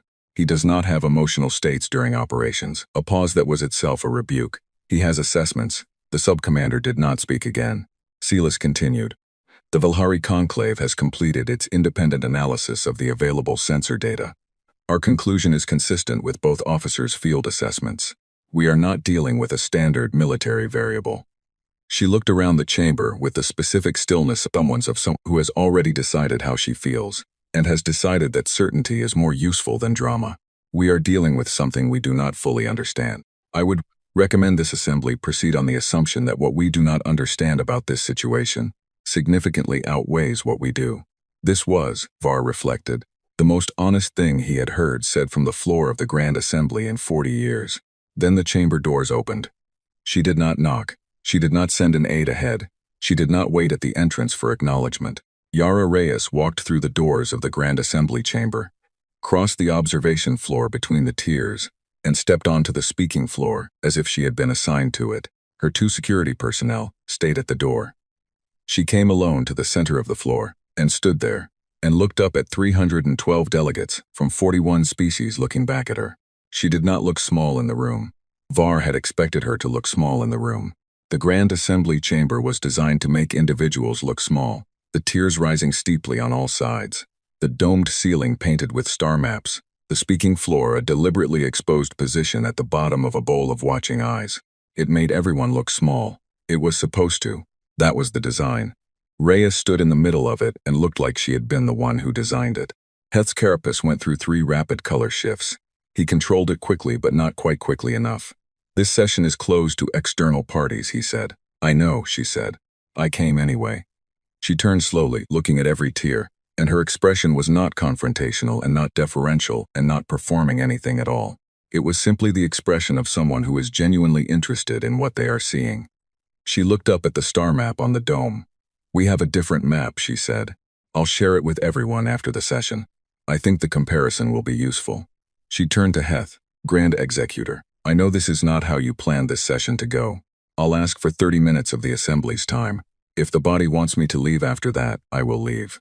A pause. But I think it's better that I'm in the room. We're talking about Earth's future and the galaxy's future in the same breath. We should be in the room. The chamber was quiet. Heth looked at her for a long moment. Var watched him do it. He was watching the Grand Executor of the Keth Dominion, the most powerful individual in the known galaxy, decide something in real time. It was a rare thing to see. Most decisions made by powerful beings were made before they walked into rooms. This one was being made here now, in front of 312 witnesses. Speak, Heth said.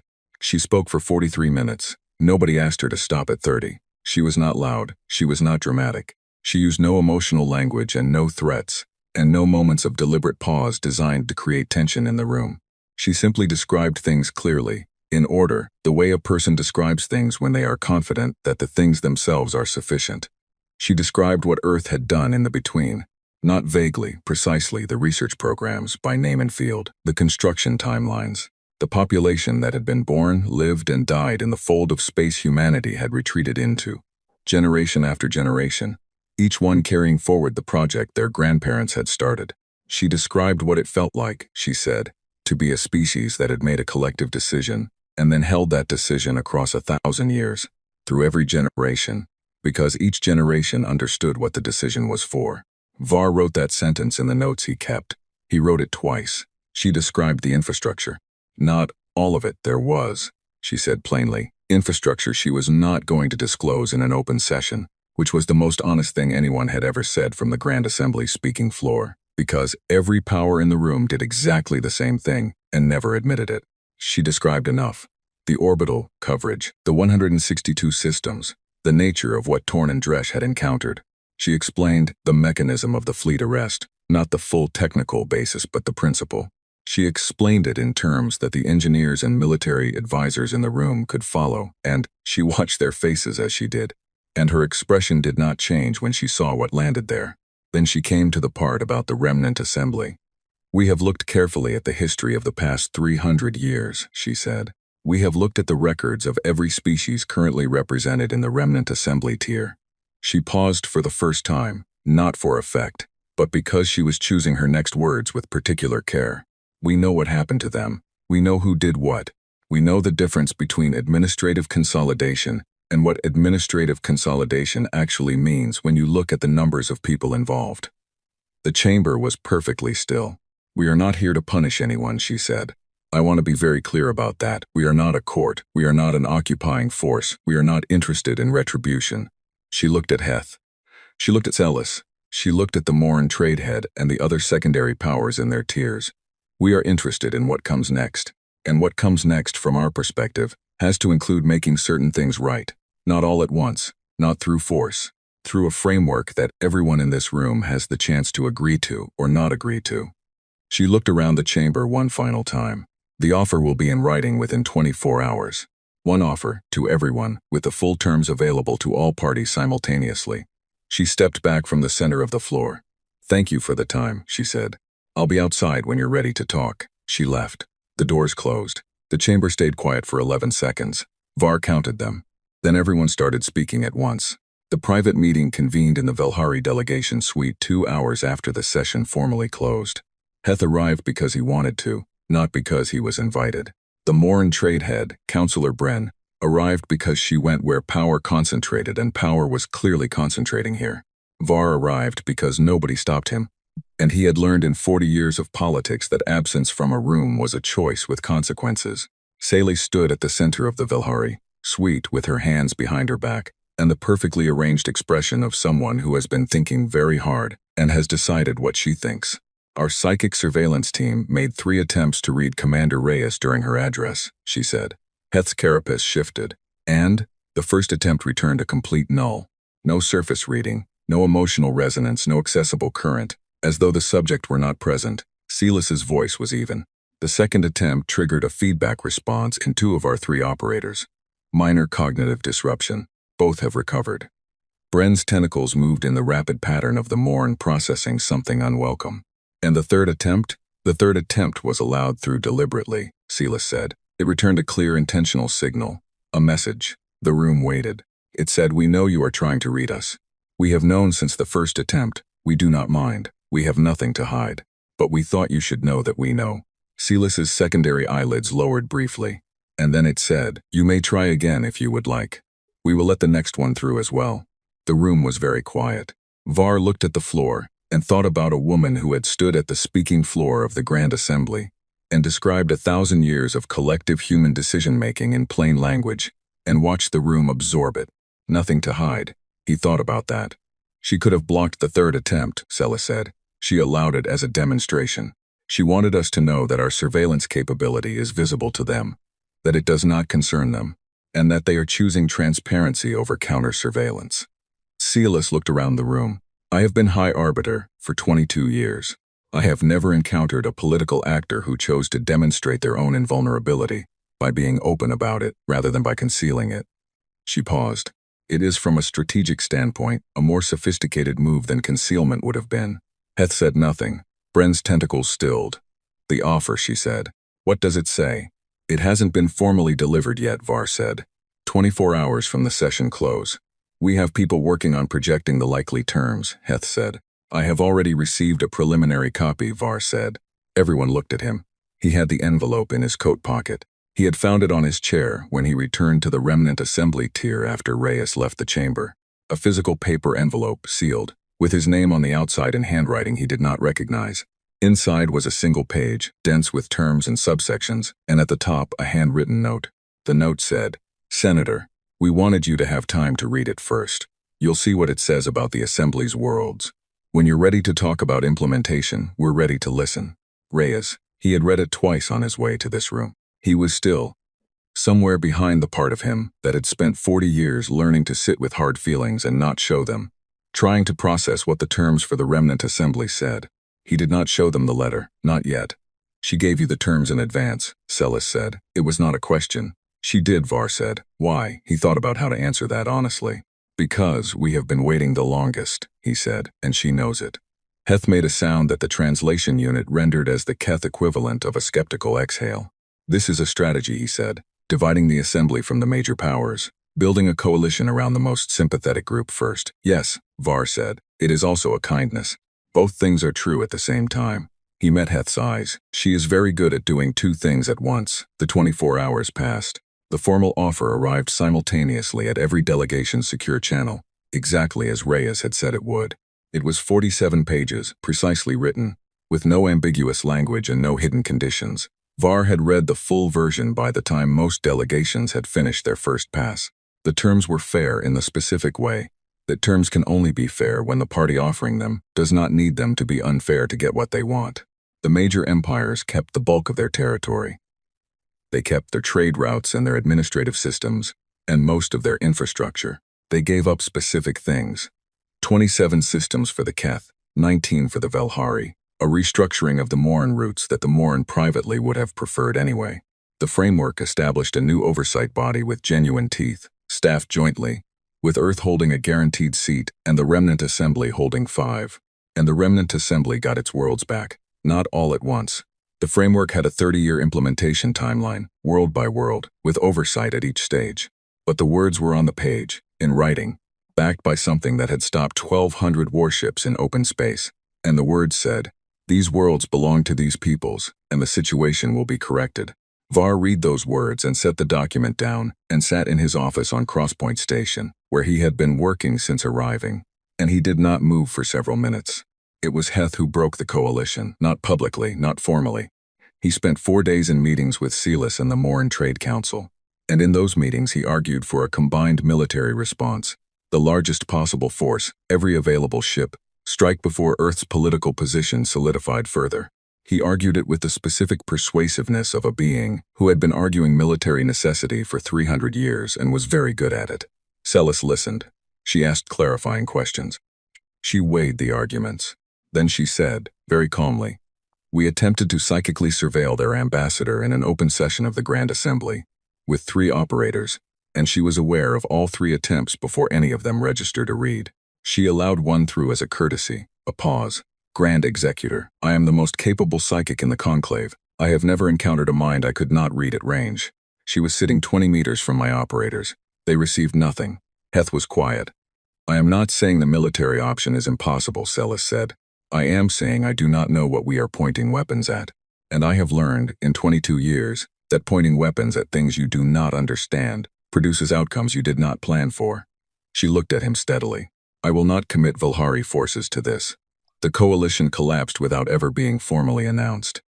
3 days later, Heth did something that Var, who was watching from the remnant assembly tier when it happened, had not expected to see in his lifetime. He sat down at a negotiating table with Reyes, just the two of them, and their respective aides in a private room at Crosspoint with no recording devices. Reyes had suggested the no recording condition, and Heth had agreed, which itself told Var something he turned over in his mind for days afterward. Nobody knew what was said in that room. What came out of it 2 days later was Heth's signature on the framework, not enthusiastic, not accompanied by any public statement beyond the minimum required by the charter, but on the page, real, ink and authority and the formal commitment of the Keth Dominion to terms it had not written. Celis signed the next morning. The Morn signed before lunch. That evening, after the signings were recorded and the formal session had closed, Var found Reyes on a Crosspoint observation deck. She was alone, standing at the viewport, looking at the stars with the specific quality of attention of someone who is not seeing the stars but something further away. He stood beside her. Neither of them spoke for a while. He asked you something, Var said, in the private room. Heth. She glanced at him. Everyone asks me something in the private room. He asked you why, Var said. Why the framework? Why not simply establish control? Why offer terms at all when we could have what? She said. He looked at the stars, when you could have simply won. She was quiet for a moment. What would winning look like? She said. Occupation, administration, running an empire? She shook her head, a small movement. We had 1,000 years to think about what we actually wanted. An empire was never on the list. What was on the list? She turned from the viewport and looked at him directly. In the observation deck's dim light, she looked tired in a way she had not allowed herself to look in any meeting or session or public moment he had witnessed. The particular tiredness of someone who has been carrying a weight for a very long time and is now very slowly setting it down. To come back, she said. To fix what we could fix. To make it so the species who were losing because nobody strong enough cared. So that stops. She looked back at the stars. We didn't go away for 1,000 years to come back and be the next empire. We went away so we could come back and be something else. What else?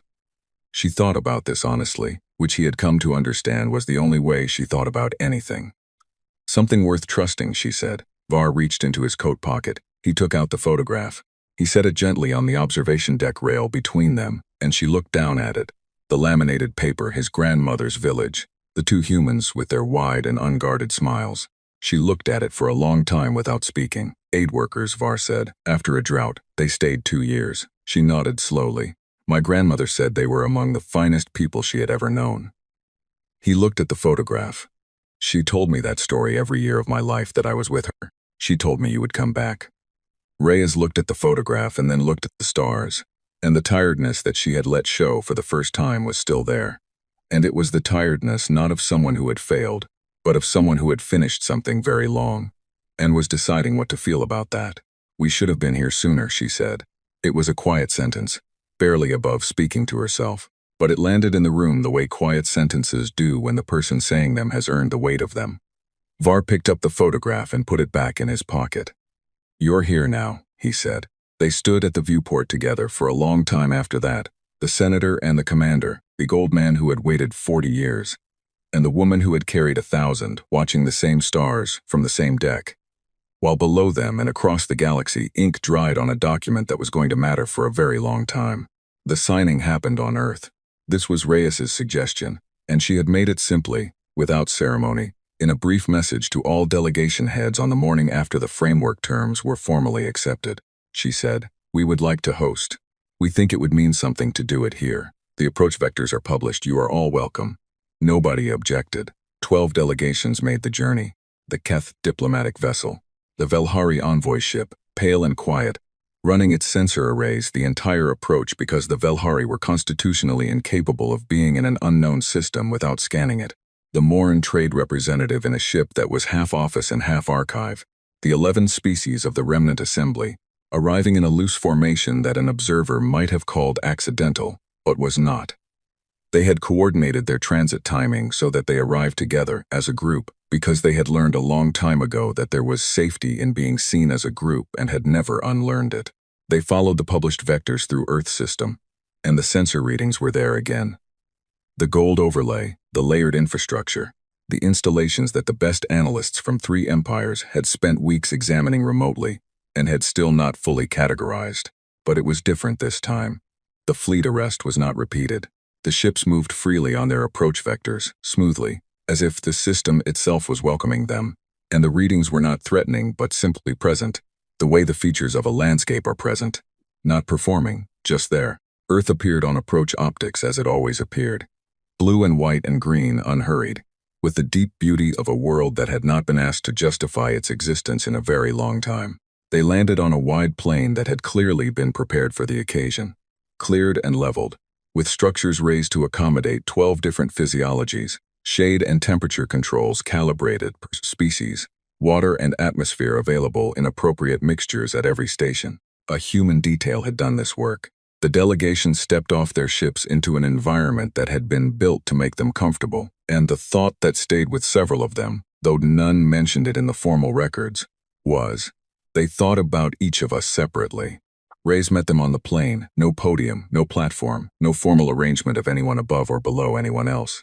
She stood in the open space between the landing zones and shook hands with every delegation head who would accept the gesture, and bowed to the ones whose customs it suited better, and made eye contact with each of them for a moment in a way that was brief and specific enough to not be overwhelming, long enough to be genuine. She led them to the signing building. It was a low structure with open windows on all sides.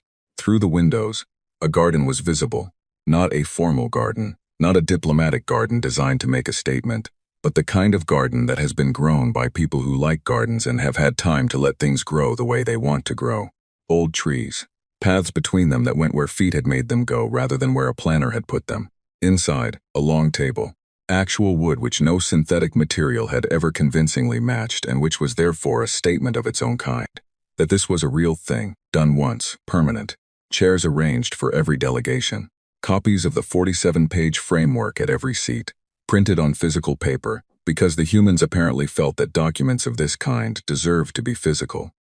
Var sat in the remnant assemblies, 5 allocated seats with his 4 counterparts, the senior representatives of the Surathi, the Pelian, the Durathi border colonies, and the smallest of the assembly species, the Kari, who had been down to 11,000 individuals at last census and who had sent their eldest council member, a woman of extraordinary age who had not been off her homeworld in 30 years but had come here because she said she would not miss this if it was the last thing she did. The eldest Kari council member's name was Orith. She sat at the table and put both of her small hands flat on the surface of it, and she looked at the wood, and then she looked at the garden through the open window, and she said something quietly in Kari that the translation unit rendered as, "I told them it would happen." Nobody asked who she had told or when. The signing took 3 hours. This was longer than expected and shorter than feared. The Keth delegation requested 3 clarifications on the boundary implementation language, which were dressed in writing by Reyes's legal team within 20 minutes of each request, which the Keth delegation did not openly surprise at, but which Var could see landing on sub-executor Vren. Heth had sent Vren to sign, which was either a slight or a test, and either way Vren was here doing the work, in the form of a very faint recalibration of posture each time. The Velhari requested no clarifications. Celis had sent an arbiter named Kalen, who read every page with the complete attention of someone who had read it 4 times before and was reading it a 5th to confirm. When she signed with the specific deliberateness of someone who understands that some actions cannot be undone and has decided, completely, to do the action anyway. The Morin signed quickly. Bren was practical. She had done the numbers. The restructured trade routes under the new framework made the Morin better off economically in the 15-year projection, and the Morin were excellent at 15-year projections. She signed, put the pen down, and looked at Reyes with the direct gaze of a being completing a transaction. The trade route guarantees, she said. In Section 14, Reyes said. Subsection 3, guaranteed and backed by Earth transit infrastructure effective from the date of signing. Bren nodded once. Done. The remnant assembly signed last. This was not an accident. Reyes had arranged the order, and Var had understood why when he saw it. Last meant witness to everything that came before. Last meant the Empire signing first, committing first, the power being recorded before the less powerful. It was a small thing. It was not small. Var signed for the Dorathi. His 4 counterparts signed for their peoples. Then Orith of the Kari put her old hands around the pen and made her mark on the page. And her hands did not shake, and her face was the face of someone who has been waiting a very long time and has finally reached the end of the wait and found it exactly as they believed it would be. She put the pen down. She said in Kari, which the translation unit rendered, "Good. Now let's get to work." The work began before the ships left. This was also Reyes's design. She had not wanted the signing to be the conclusion. She had wanted it to be the starting point, the thing from which the actual work grew. Before the delegations reboarded their ships, her teams had already begun the first stage of implementation, the transfer of provisional sovereignty documents for the 7 remnant assembly worlds whose return had been scheduled in the framework's first 5-year phase. 7 worlds, small starts, but the documents were real, and the backing behind them was real. And by the time the Keth diplomatic vessel had cleared Earth's orbital infrastructure on its way home, the provisional sovereignty documents had been transmitted to the relevant planetary governments. What was left of them, in some cases, and that was its own kind of weight, with Earth's formal acknowledgement attached. Var did not leave with the other delegations. Reyes had asked him to stay briefly before the ships departed. He had said yes. He stayed on Earth for 3 more days. Those 3 days were not in the formal record of the signing. They did not produce any additional documents or agreements. They were, in the accounting of galactic politics, irrelevant. Reyes took him through the operations center he had not seen on his first visit. She took him to the Deep Space Relay Network and explained its structure. Not all of it, still, but more than she had shown anyone else. More than was technically necessary. She showed him the agricultural systems. She showed him the medical research, the databases of species-specific medicine that Earth's researchers had been building for 3 centuries in the between, 1 species at a time, on the grounds that when they came back, they intended to be useful. There was a database entry for every species in the remnant assembly. He stood in front of the Darathi entry and looked at it for a long time without speaking. "We started these before we knew who would survive," Reyes said, standing beside him. "We built them for everyone who was here when we left. We just kept building them, in case." He looked at the Darathi medical database. It was comprehensive in a way that his people's own medical records, patchy and incomplete after 3 centuries of disruption, were not. It contained treatments for conditions that the Darathi medical community had been trying to address for decades, with inadequate resources. It contained things that the 40,000 people who had died in the famine 11 years ago might have needed. He did not say this out loud. She already knew. "We know we weren't here," she said. "That will always be true. We know what happened while we were gone, and we know that we weren't here for it." She was looking at the database, not at him. "We're going to have to live with that. That's part of what we came back carrying." A pause. "But we're here now, and the database is here, and it belongs to your people from today." He put his hand briefly on the console. He did not know why. It felt like the right thing to do. On the morning of the 3rd day, Reyes drove him in an open vehicle through the countryside outside the operations center. This was not a scheduled activity. She had simply appeared at his guest quarters in the early morning and said, "Come and see something." He came. The countryside was the specific green of places that have been left alone long enough to remember what they are. The road was narrow. The sky above it was the deep, unprocessed blue he had noticed on approach and had not stopped noticing. A color that was different from the sky on every industrialized world he had visited. Different in a way that was difficult to name but unmistakable. She stopped the vehicle on a ridge above a long valley. The valley was full of, in a way that no valley on any world Var regularly visited was full of life. Not just crops or managed growth, but the layered complex of things growing where they chose to grow. Tall trees and lower growth, and the movement of animals in the middle distance, and birds overhead in patterns that served nothing but themselves. "We had a rule," Reyes said, looking at the valley. "In the between, one of the first ones we agreed on, before we agreed on much else. Whatever we built in there, the research, the infrastructure, the expansion, we were going to do it carefully. We were going to keep asking, what are we doing this for?" She rested her arms on the doorframe of the vehicle. "Because it's easy to build for the sake of building. It's easy to expand for the sake of expanding. We'd seen what that looked like," she glanced at him, "from the outside before we left, and we didn't want to come back and be that." Var looked at the valley. The rule was before any project, any construction, any expansion of any kind, you had to be able to answer one question clearly. She paused. "Who is this for?" He let that sit. Below the ridge, something moved in the long grass at the valley's edge. Large, unhurried, paying no attention to the vehicle or the 2 beings sitting in it. An animal that had not learned to be afraid of things on ridges because things on ridges had not, in this animal's experience, threat. You asked Heth that question, Var said.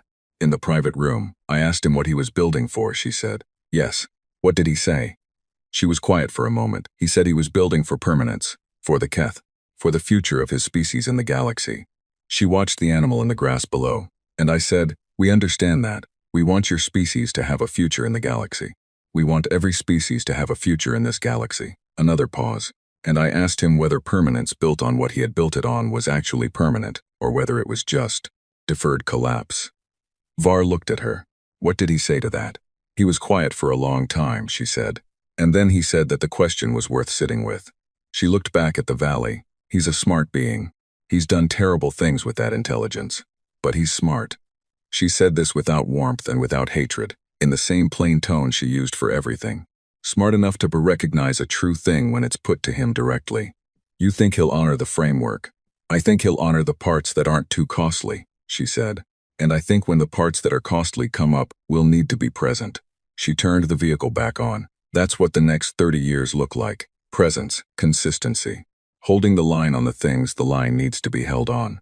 She looked at him. We're going to need good people on the assembly side. People who know how to navigate the politics without losing sight of what the politics are for. He understood what she was saying. He looked at the valley one last time. The animal had moved deeper into the grass and was no longer visible. 40 years, he said. I have been doing this for 40 years. I know, she said. I'm old. I know that too. He looked at her. You're also the only person in the remnant assembly who has the full institutional memory, the political relationships with all three empires, and the specific kind of stubbornness that doesn't look like stubbornness from the outside, she said. It was not flattery. It was an assessment delivered plainly. We need that in the oversight body, for as long as you're willing. He looked at the sky, the blue sky, the unprocessed blue of a world that had been given time and had used it well. My grandmother would have found this very satisfying, he said. Rhea smiled, the small honest kind, the only kind she seemed to have. Tell me about her, she said.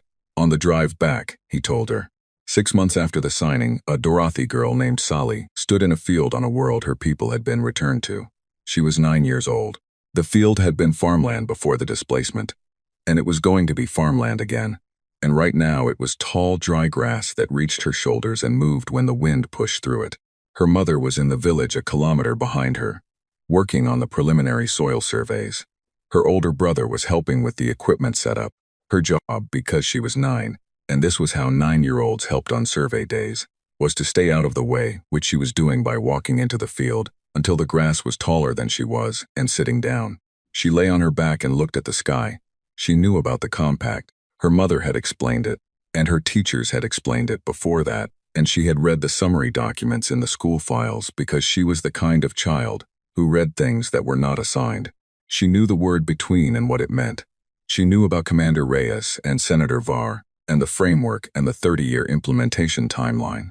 She knew that this world, this field, this grass, this sky, was supposed to have been theirs all along, and was now theirs again, and that this had happened because something very old and very far away had come back. The sky above her was darkening at the edges as the sun moved. The first stars were appearing. She knew their names. Her teacher had taught them, the Dorothy names and the old human names both, because the school had a new curriculum since the compact, one that included Earth's records of the sky, which were very old and very detailed and now freely available to anyone who wanted them. And there was the other light, the one that was not a star, steady and fixed in a specific position above the eastern horizon, unblinking in the way of something placed deliberately rather than something burning. An Earth relay station, one of dozens now in this system, threaded into the network that ran from here outward in all directions, connecting this world to others and those to others, all the way back to the blue-green planet that had come home. Sally had asked her mother once what the relay stations actually did, beyond connecting communications. Her mother had thought about it for a moment and then said, "They mean we're not alone anymore." Sally had thought about this answer for a long time. She was still thinking about it, lying in the tall grass, watching the relay station's steady light. The galaxy she was going to grow up in was not the one her parents had grown up in. She understood this in the way children understand large things. Not fully, not with all the weight of it, but truly in a way that would only grow heavier and more real as she grew into it. She understood that something had been wrong for a very long time. and that someone had gone away and come back and done something about the wrong thing, and that it was going to take a long time for the doing to finish, and that she was going to be alive for a lot of that time. She reached up her hand into the air above her. She pointed at the relay station light. She held that position for a moment, arm extended, one finger pointing at the small, steady point of a humanity that had been gone for 1,000 years, and had come back carrying everything it had made of the time. She had a word for it now, a word her teacher had taught her from the Earth records, an old human word for the feeling of a thing that has been lost coming back. Return. She said it quietly, to the sky, to nobody, to the grass moving around her. Return. The relay station held its position. The stars came fully out. The field breathed in the slow way of fields that have been allowed to be fields, unhurried and ordinary and, after everything, still here. Sally put her arm down. She got up and walked back through the tall grass toward the lights of the village, toward her mother and the survey work and the smell of food, and all the ordinary things that ordinary evenings were made of on worlds that had been given back to the people they belonged to. Behind her, the sky held everything. Stars old and new, the light of the relay station, the particular dark of a horizon that would be bright with sunrise in a few hours, the same sun that had risen on this world since before anyone was there to see it, and would rise again tomorrow, and the day after that, and for as long as the world turned. The galaxy was different now, not fixed, not finished, not without the long, hard work that Reyes had described on the ridge, the 30 years of presence and consistency and holding lines that needed holding, but different. The kind of different that starts in one place and spreads outward slowly and cannot be undone, the way a root cannot be undone once it has grown deep enough into the ground. Humanity had come home, and it had brought the difference with it, and somewhere on a blue-green world spinning in the light of its yellow star, surrounded by 412 systems of carefully built infrastructure and 3 centuries of accumulated research and the long patient record of a species that had decided to do something very hard and then done it. People went about their evenings, ordinary evenings, the same ones they had been having in the between for 1,000 years, the same ones they would keep having now that they were back. And the lights of their world were the kind of lights that a healthy world makes. Not too bright, not burning anything it didn't need to burn. They were home. They had always been going to come home. The only question had been what they would bring with them when they did.